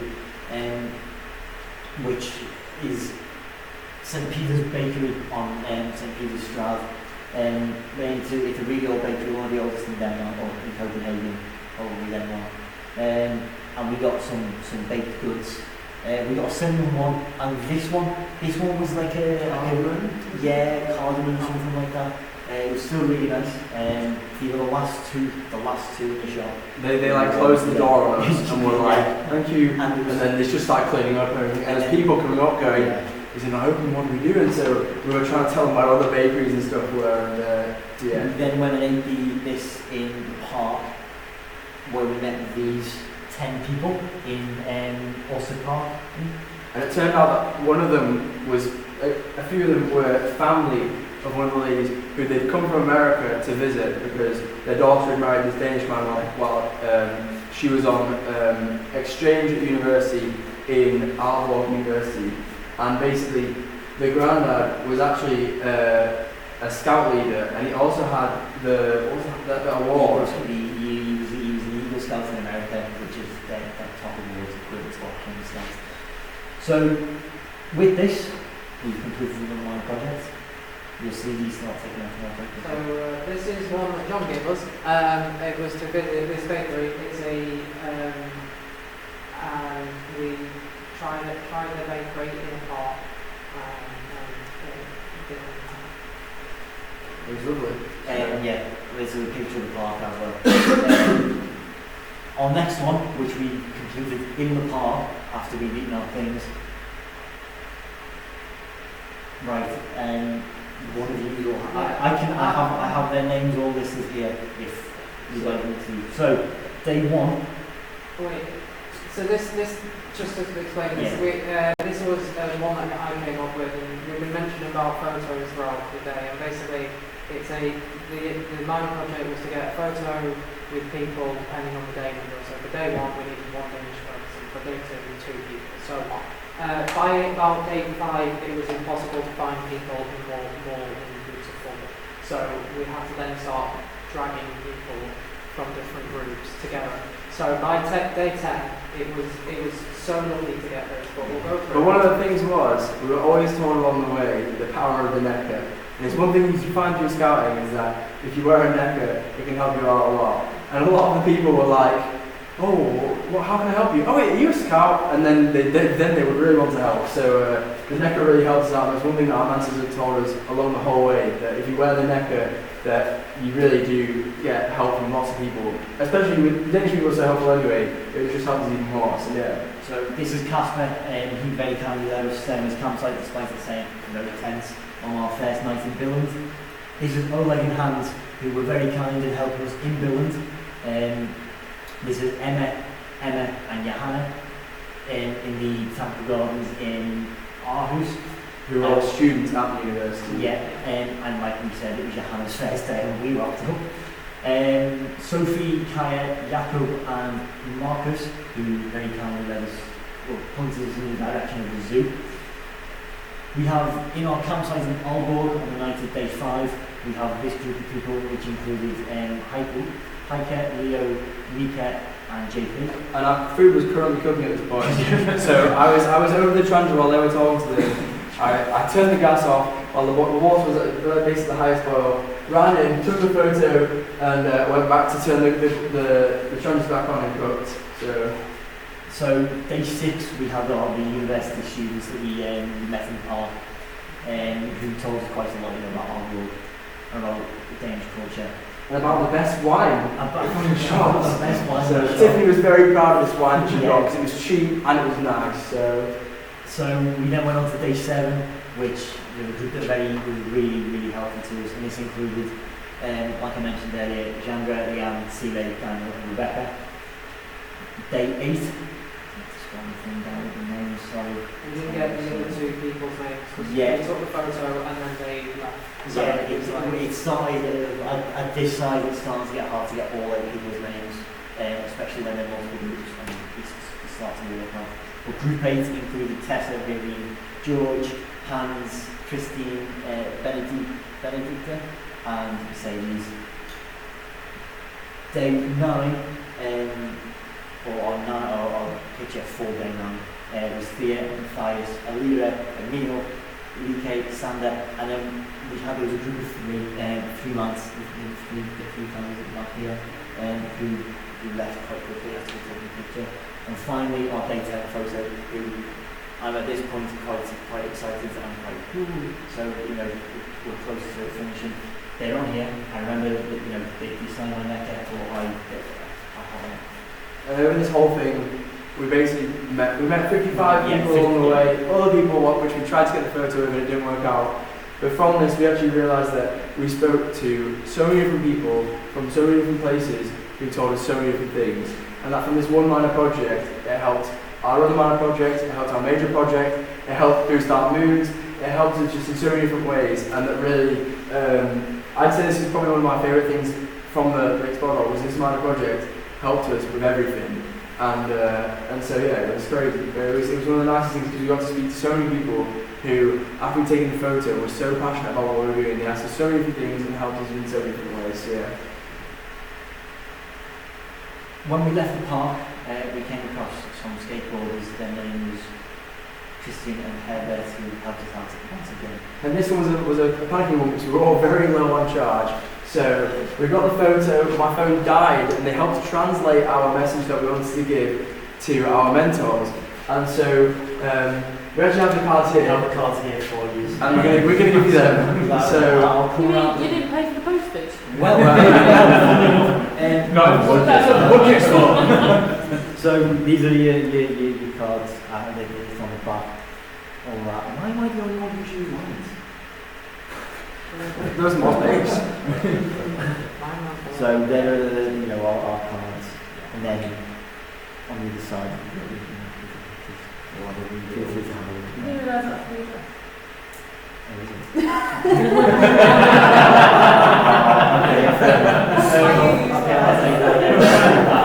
Fair enough. Now we didn't use the lines because we knew those were the addresses. Okay, yeah. Anyways, so they were really helpful. They told us about the life there because Kleskin was actually was from Poland originally. He actually told us about how he learned Danish on the way. So that's why Herbert translated mostly for us because Kleskin was like, I'm not fully like as confident as Herbert is. And so they told us about how they used to skateboard everywhere and all around the country, and all around other countries as well. And it was great to talk to them. You said, you said cities to skateboard. And then guide us on our way to the train station. Not quite yet. Not yet. Oh, right. Oh, yeah. So as we mentioned before, we've had our lengths as mode of transport, which we felt was cheating a little bit. So we've really tried our best. Copenhagen was the best opportunity for this, and they kind of let me on this day of skateboard. So I'm wobbling really, I'm like on the skateboard. We actually got more than 4. They're not all on here. So they are. Alright. These are the main 4. So we got the skateboard, we got the train we took, we found some bikes to sit on, and we're on a lift here. We did actually ride some bikes while we were in Denmark, however with the big bikes, that's just not really a good idea. We also had an escalator and a lift. So So we need to count that as transport. we did. Yeah, they transport you from A to B, so it all depends on what you count as transport. On the bus as well, we met some very kind bus drivers who we were a bit confused as to where we were going, especially to get to the final site. So we asked for some help from the bus driver, and he really kind. So the last one. This was the most scary part probably of the whole way, because the actual transport to get to this town had basically been cancelled for different reasons, and we couldn't get any other way. So we got the bus to the closest we could get, we hopped off, and we started doing this walk. And we all just kind of looked at each other and went, this is easy. We're finishing off our expedition in the things Scouts do best. That we were following these footpaths on these different hills and stuff, on different fields to get to there. Talk us through a pony paddle. And so we met this pony, and we looked at the phone, and we were like, this path doesn't look like it's been walked on much. And we were all a bit like, we'll carry on. And at this point, I'm wearing shorts, and we carry on forwards, and George goes forwards, and he's like, if we just go low and we carry on forwards, we should be okay. It's all spiky bush, so we just have to keep. So as we go, George starts walking, and I hear this scream, and I'm like, oh no, and I look forwards, and a thorn, probably about that big, had got caught in George's arm as he was going forwards. And that every time he went to go forwards, it was just kind of going into his arm. So we had to stop. And so George stood there, and Nat reversed back and dropped his bag. And this was probably a lot of teamwork as well. I gave him my bags, and then basically I went forwards, took George's bag and gave it to Nat, and then as George stood there, we pulled the branch to the opposite way to the way it would come out, and then went back. And luckily, as part of our competencies, we all had to be first aid trained, so we got out all 3 first aid kits. We were like, which one should we use? So he antiseptic wiped it. We got it all sorted. He let me borrow some trousers, which were quite tight on me.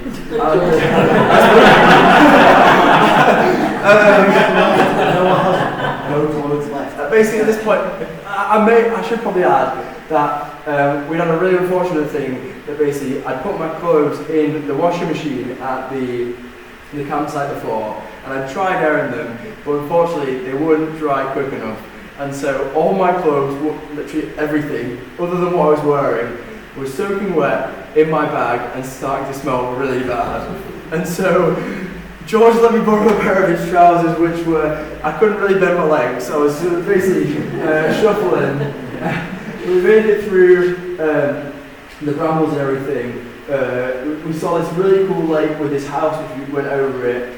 And then we went onto this track where we sang the Instant Spider. We did another rendition of the Editor. Yeah. Nat put his Liverpool shirt on, and we get sent a photo of us stood on this track from someone in the contingent. And we're like, what? We've just gone on this big expedition trying to get round all these trees, and someone's taking a photo of us, and we're like, we can't see them. And it turns out we were on the path here, and just above the hill was the place we were staying for post camp. So we wiggled our way through these trees, and then we got to post camp, where we finished the exploring of. I'd like to also preface that no one else took this path to get here. Yeah. So you say whatever you want. We would think we were just really determined and adamant we'd get there. Others may say we were stupid, but we can leave that up to everyone else. But yeah, we finished the Explorer Belt. So, bit of a slight, very quick recap on our major project. How has the last 104 years of Danish history shaped modern Denmark? So, Horsens prison begins to reform its prisoners it's the first of its kind in the world, and Denmark still leads prison reform today. And this was started in the 1920s. Come the 1930s, Lego had been created, and it's now one of the largest, if not the largest, toy companies in the world. And it's also helping create green spaces in Denmark. A big thing within building was Lego has quite a big influence in the city. The whole learning through play is a big thing. And through this, it's been it's dissipated across the rest of the country into, in the middle of some of the biggest cities, there was 4 or 5 play parks every corner. And it was anywhere you went, there was something for children to do in some of the places where you think children were probably the least welcome because it's probably the most dangerous place, but there was things for them to do. Yeah. Then you have World War II and the German occupation of Denmark. It's World War II, it's the German occupation, and you can see a lot of the bunkers still left today. One of the bunkers in Frederick's Harbour, it's now one of the big bunkers. You can still see it left the war, but at the same time, it's still being repurposed into something that is benefiting everyone, which seems to be quite a trend across Denmark. They're all very communal based and very, focused on each other. As the recreational boating takes off with the lower classes, because originally it was mostly for the upper classes, so this was the point where Denmark started to become this big community where people were just doing the things that anyone hadn't done previously, everyone was doing. Hoblo specifically, it's now like this, one of the largest sailing clubs, one of the largest rowing clubs in the country, and it's industry now. That sort of thing, it's quite that recreational boating area. Then there was the protest in North Jutland regarding the universities and the fracking, and then there was Carlsberg doing the work on finding. Yeah, Carlsberg kind of has been working across the entire board, but find it kind of fit into this final bit. That's genetic engineering on crops, that's your next step of it, that sort of thing. And it's far quicker, far easier to do. So, you can see that the history of Denmark has really shaped the country. It is now with its community, with its science, and its creative, that sort of thing. Another thing that's been included on this, but something that I noticed from our logbook is that the travel, the transport, all the trains are really way better than anything we have. If they're rarely ever cancelled, if they are cancelled, it's very good person. And if they are delayed, it's like a minute or two. And there's a singular app which you use on all public transport in pretty much nearly all of Denmark. You don't even need to pre-buy a ticket, you go on, you swipe it, and you get the cheapest price no matter what. It calculates where you go, where you end, and calculates the price based on that. But also, in 1998, they opened the Great Belt Bridge, or the Store Belt, as it's called, and it's a massive bridge that connects the island of, I think it's the Farm and Copenhagen, the main island, so it connects essentially the Jutland, which is a big part of the mainland, to the land of Copenhagen, and allows transport between the two, and that's a car and train bridge. We're really used to it on the first day, so it's actually really useful having that bridge. It's far from getting a ferry across. Yeah. Next slide, yeah. So, post-camp, which we're going to touch on this very quickly. We were staying in a place called Kolrufus, and we had some lovely food in Copenhagen. We spoke to the other teams and what they'd done across the whole way and what they'd learned. It was really nice to just chill and get to meet other people who've been on the same journey as us, somewhere else in the UK, who've gone to the same country and learned so many different things. And we all just got to share loads of different information and things that we've done. Then the next day, we all kind of went off and did different things. we went off with this Scottish group and did some climbing, and some other people joined us as well. We went to a food place which was like built out of shipping containers, and they basically they built this whole place out of shipping containers because it was like in the like harbour area. It was also really easy and environmentally friendly to build because it was just things they had around, and it was some of the best food I've ever had. It was really nice. I mean, I think after explore that, I'm going to eat nothing with planning. Yeah, this is like next level. To be fair, at this point, we spoke about food a lot. I must say, I had 2 separate meals at this one location, one after the other, and then we went back and had a barbecue. And I actually just had to go and lay down because I was just so full. So we then have a fire hosted very kindly by the Scottish team. They put so much effort and enthusiasm into it. It was really fun. We also explored other things and like a bit safer this time rather than with our huge bags. We went like day sat. It's a bit more, safety first, that sort of thing. George was really eager to explore some parts of it. Crowthorne Hill, it's we didn't get to go to it on our day 10. We did, I did sort of want to, but Carlsberg and where it is 2 different areas, completely different areas. But it's a power plant that provides energy, green energy, to the rest of the city. They all the rubbish and then they burn it down and then they provide energy to the entirety of Copenhagen. And this is on top of it because they have a ski slope on top of it, as well as a climbing wall up the outside of it. And I just really wanted to go, so I went there with a few others that were passionate about it. And as we're not competitive at all, straight after when George joined us, we played some mini golf, and it was very competitive. So. Yes. And then you also went to Blacken, was it? Yeah, Blacken. This is the oldest theme park in the world. It was founded in 1580s something. But it became a theme park in about early 1900s. But it's the oldest theme park, so I just thought.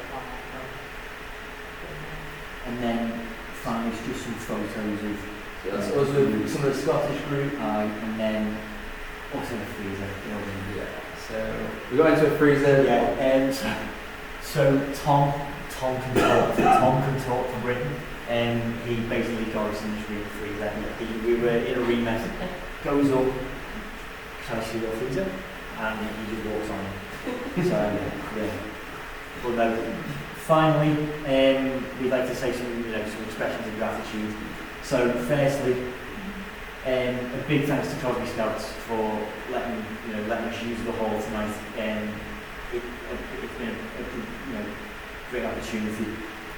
Thanks to our Danish friends in country and also before, like Klaus, who helped us basically find out things about the country before we went, so about like walking rules and stuff, because I did a lot of stuff to do with the routes, and I just didn't know like in this country we could go across the field, we can't go across the field there. But it's things like that, but we also the people in the country that we spoke to. We'd like to thank Paul, Libby, Cameron and Steve, who were our in-country support, who were really helpful with just coming and chatting to us every so often and ringing us at the end of the day.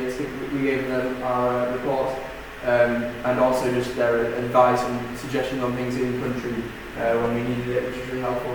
And we'd also like to thank John Rachendale, our mentors, who were there the whole way, who helped us. And one of the things we said when we were there was we fought so many times to try and get our Danish neckers.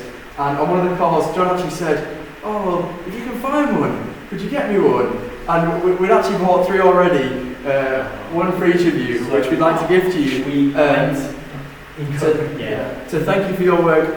As a little piece of Denmark, back to you for how much you helped us along our way. Thanks, guys. Thank you very much. Thank you. The one left I've not answered it yet. You have to do it then. Well, I'm fine all whatever anyway.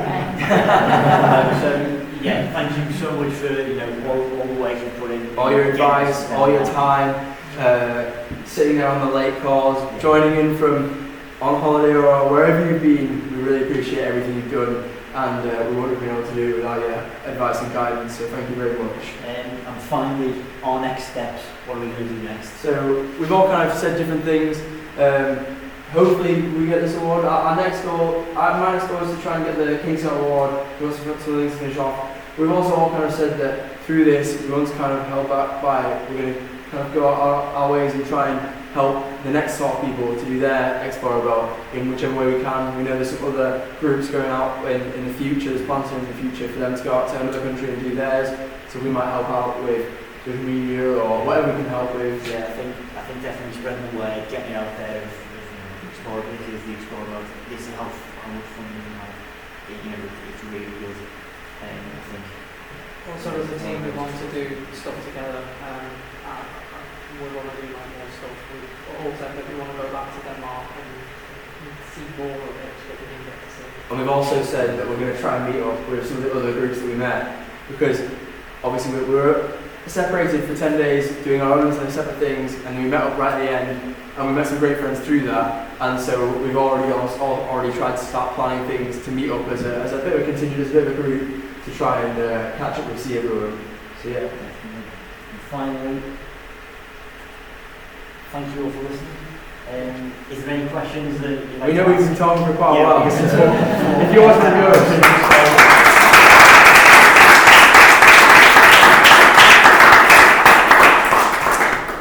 Grab yourselves a drink.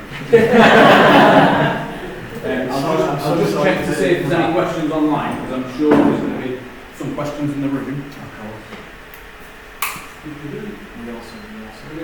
Is there a chat function on here? Or hello everyone. Oh, there you go. There's a chat function.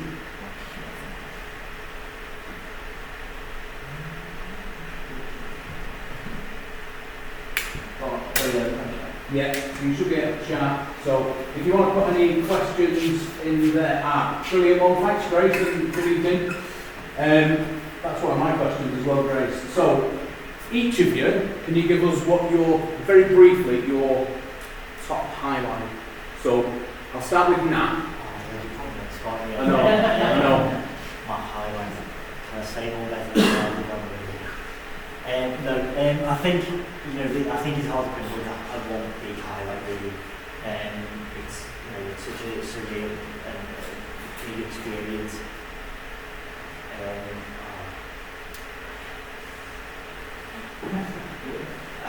My highlight. So my highlight would be I do love the food, but it'd be the different people we met along the way. I know that's not like one moment, but it's just it's the thing that comes to me most is the people we met along the way, speaking up to them, no matter where they were from, who they were. We just got to speak to so many different people, and that was great. Yeah, my highlight, I made a whole highlight video about it, was the walking and rugby and it, but it's also just walking in general, seeing the country, seeing when we first search this place, you get first search, you just get pictures of Copenhagen, you don't get anything else, so seeing the diversity in Denmark was really cool, but I really like seeing there's way more beaches than I thought, it's way more of a holiday destination, that like, you try and look for flights there, it's like, you can only go with Ryanair, KLM, and then that's about it. But realistically, Denmark should be more of a holiday destination, but it's just not. But seeing the country, is a bit. I'd probably say the highlight of the next one. The amount of people we met, everything we said, or the help we've given, I think that's probably my highlight of meeting those people, getting that experience in that, of seeing all these different people and how they live and that sort of thing. Anything else? Yes. Well, I'll go on. Well, what was your biggest challenge in the team and how did you overcome it? I think our biggest, our biggest challenge was sometimes trying to make a decision, because we're three separate people with our own things that we want or things that we like. I think the biggest challenge was sometimes trying to decide on something if it had to be quickly. So my challenge was food, I've mentioned I like food, but often the food was a hard thing to try and accommodate what everyone wanted, and so especially when you're in an international supermarket, you don't really know where anything is or what anything is sometimes, and you're trying to translate things, and is this what someone likes, or is this something that someone else likes? But yeah, we got through it, and yeah. I think we've had some challenges out there before getting onto the actual belt. You know, we've had a few people drop out, which is caused us, you know, a bit of a mix up to the team dynamic a little bit. In how we were doing things, the planning phase of it was quite tough, I think. And I think we got into the country, and there was a few things that we thought we prepared, and then we realised we didn't have a list of accommodation, or we didn't have something else, and there's a few things we thought, we kind of lost the thought because we weren't personally the one who was organising it. We then had to organise throughout the trip where George was doing some extra things here, and Matt was doing extra things here, and I think that was another challenge we had, where we kind of got through it as it went along. Every single piece of accommodation we had was booked in the country. So I mean, it definitely gave us that flexibility that if we wanted to change, we could. You know, if it was a lot of companies maybe staying in the night here instead, we can do that. Like, we went tied to the bookings, but at the same time, you know, it was quite a challenge. You know, okay, right, we need to book somewhere. Okay, we can't book here, so we can book here, that sort of thing. You know, what's the location like, that sort of thing. But for me, it was like navigating each other, like sort of just going, what people like, what each person likes, and just trying to settle on something. Which we, like you said, with food, it was like back and two between, we'll have this, but then no, I don't like that, so then let's have this instead. And it's like trying to find stuff, and I've made like a massive list of things that people didn't like, but then sometimes we can buy them because the shop didn't have it, or whatever, or it's too expensive, we didn't have the facilities, so it's, yeah. So, well, my question is, thinking obviously for the future generation, those that are obviously aspiring to do the explore about themselves, what one piece of advice would you give them?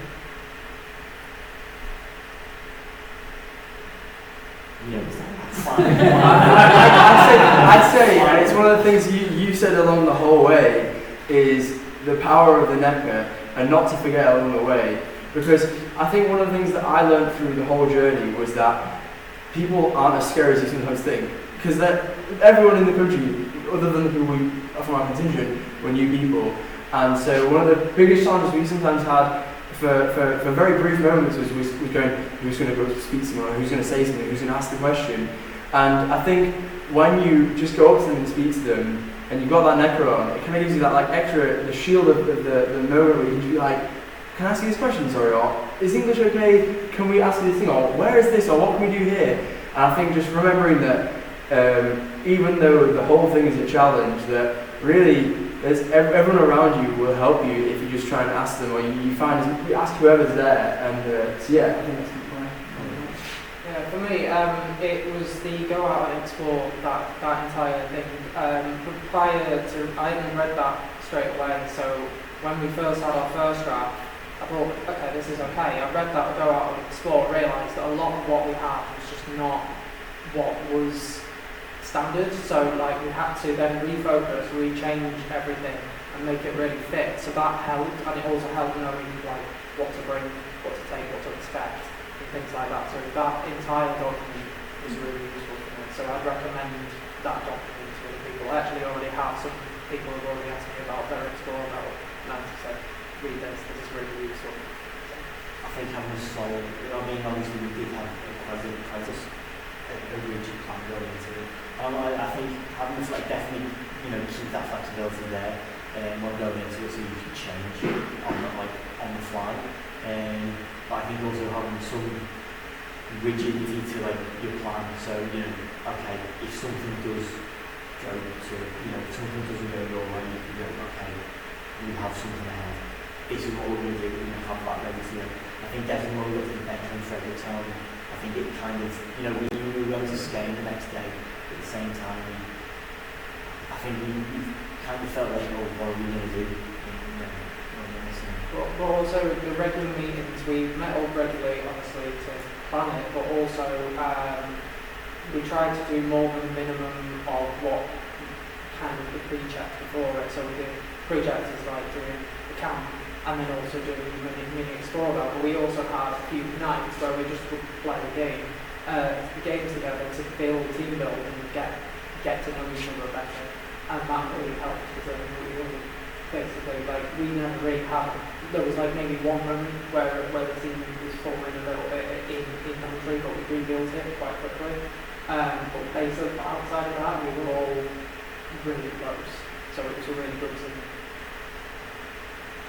We've got one from Paul.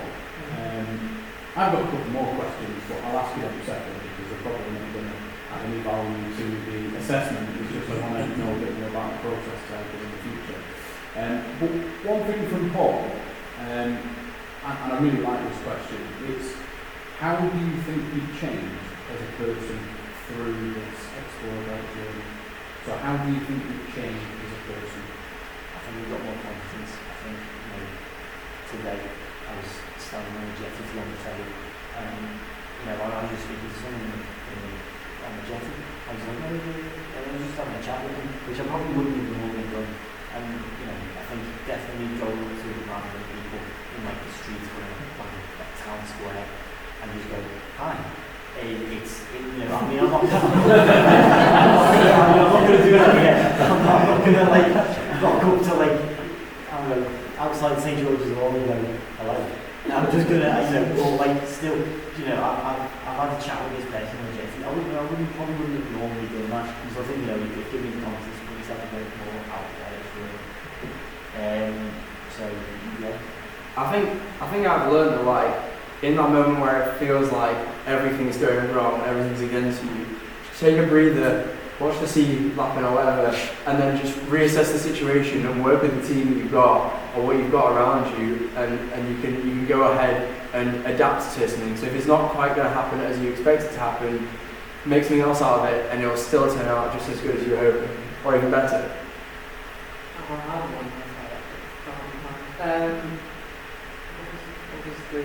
What was the question? How do you think you've changed as a person?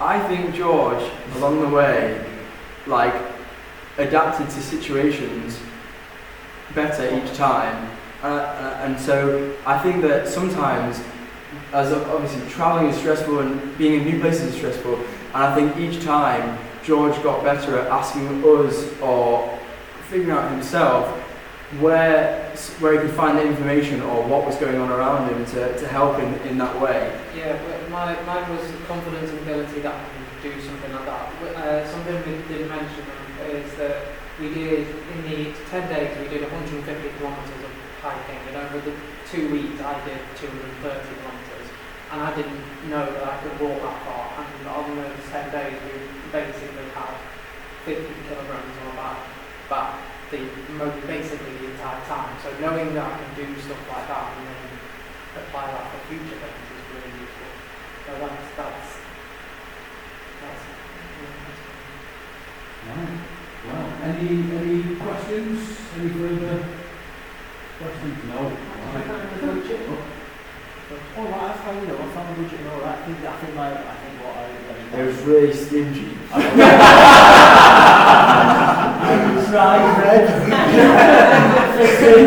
I'll be honest, we forgot the butter because we would get a pack of butter from every other. But no, I think I found the budget fine. Would I do anything differently with it? Yeah, I wouldn't record it in krone. I would probably record the budget in pounds instead. Because that's led to, so obviously the equals card that we were using automatically converts it. So that's giving me there and then a change in from pounds to krona. Whereas I was just using a standard number, an average of a few days. So I think I've let myself down there of given also a little, I've given us a leeway either side, which I don't think is the best. I mean, don't get me wrong, we came back with money left over, it wasn't a problem. However, I think I I've dug myself in a little bit by doing it in krone, not pounds. Yeah, I do. There's changes I've made, but I think overall, I think the budget has gone quite well. I thought you gave £15 for food, which I for the whole day. Yeah, I did. So I split our budget into accommodation, food, transport, projects, and then like an extra fund, so like a contingency fund. But with that £15 or whatever, we were always under it. We actually managed to get, like, with the day when we had an actor, even though it was quite big, that was like what, £9. It's really good. Our budget came out quite well. We were always using under it. I think the only time we really went over it was big transport days. Casper was insane. That campsite we charged us £4 for the three of us to stay around, which was £4 each, and it was, insane. That's good. Can't argue with that. So that really helped us make money and that. So it all evens out in the end.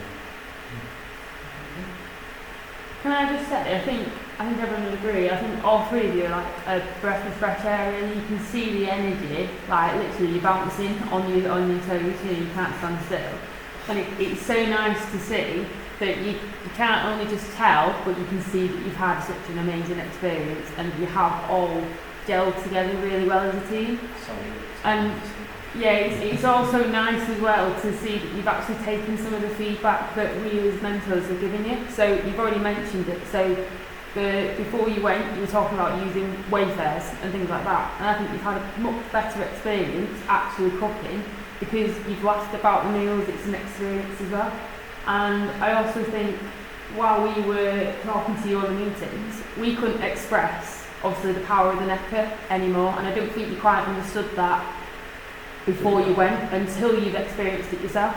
So it was really nice to see that you have taken on board that feedback and actually used that as well. So it's really nice.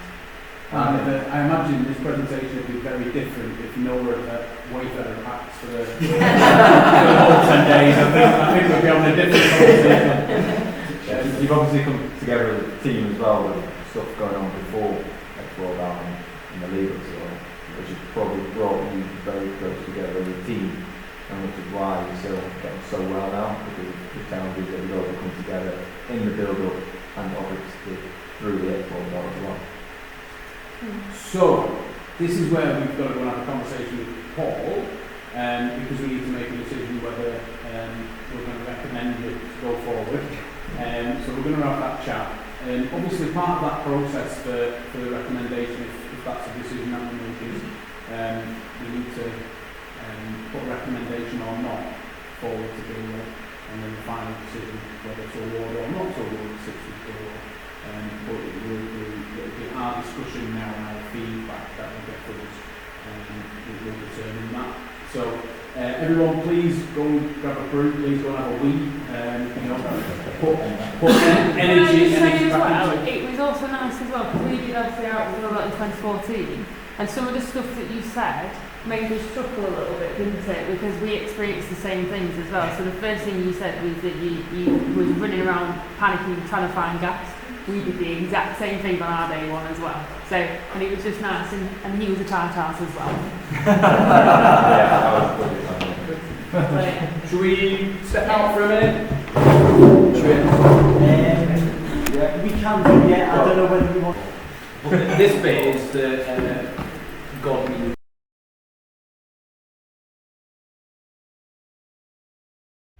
The purpose of our assessment. I think it's fair, as I said at the start, it's not so much tonight about the assessment, more about the celebration.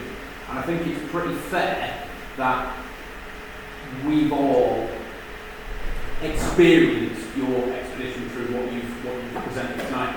And it was a genuine celebration. You were smiling throughout, even when we spoke about challenges and things that were difficult. You know, you did that with a smile on your face. That's my initial bit of feedback is we set out on this journey to get to the point where we in the same team we put you out of your misery, that we will be recommending that you gain your Explorer belt. So very well done.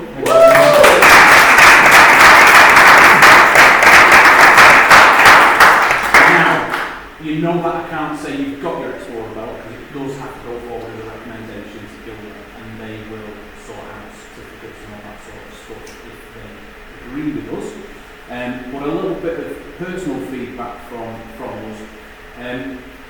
We felt as an assessment panel that you got under the skin of Denmark. It's called an expedition, but it really is an exploration, and you went out there and you really got under the skin. And the way that we think you got under the skin, yes, no food, but also, you went out there to look at the history and how that had influenced the country. And actually, you didn't just talk about, we went to this museum, you showed us how that applied to what you were looking for, and also how it shaped the Danish history over 104 years. And I'm glad you came at the end of that and told us what that 104 years was about. Moloch was built 104 years ago, the monument on Moloch. Yeah. However, unfortunately, we couldn't get there because it was too late to change the major project. Middle of Denmark, we're like, right, we've got a problem. So it's alright, you've left all the others on a cliffhanger anyway. Yeah. One of the other bits of feedback as well I'd like to give is, obviously we were part of your journey in planning, and there was bits of this journey that individually you all wanted to go and do or see or experience, and I think you've supported each other in doing that as well, so I think that's been really strong and come through as well. You started this journey, and yes, it was a bit of a ride before you got in country, but I think you've really galvanised and really got together to get to where you are today. So I think yes, there was issues in the lead up to it, and we all navigated those in there. And there's things that we've had a fun time as a mentor team with people who aren't in the room at the moment, but you guys have really made this recommendation easy, to be quite honest with you. So we just want to congratulate you on going forward for that recommendation. And again, just want to give you a round of applause.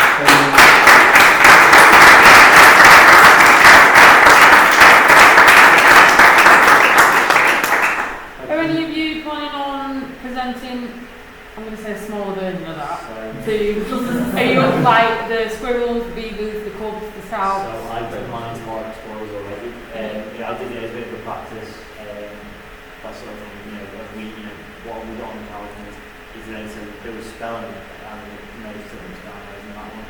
But when you wanted the explorers, there was all lots of spellers. But no, they enjoyed it. Some of them definitely needed to do it for them. I plan to do it to the scouts at some point. So yeah, I do think.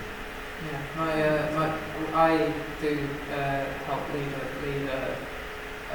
explorer group, and the main guy that runs it, he's asked me to do a version of it to our explorers, so I'll be doing that at some point. I'm not really linked to much scouting at the moment with being at uni, but one of the biggest helps beforehand in an urgent crisis was I had no badges on my shirt, and so my old scout leader, I messaged him and said, do you have a badge I could have? And the next morning before like 7 o'clock in the morning it was posted through the door, so I'll probably offer that I'll go and speak to them and tell them what we're going to do. Seven more my works asked me to do like a news article on what I've done, all that sort of stuff. And now you know about the power of an MP, is it? Yeah. It's like you joined a little club then. Yeah, you'll be surprised at how much you get out of just constantly wearing your necklace. I don't mean like going to the pub and wearing it, but yeah, you'll be really surprised. We've tried that, but yeah, no, you'll be very surprised at what information you get and where you get with it as well, and who is so willing to help you as well. And you can wear your belt if you get it whenever, all the time. It's not expensive. I was about to say that. Talking about belts, actually, when we put the recommendation forward, we need belt sizes. So Quite big, I've got.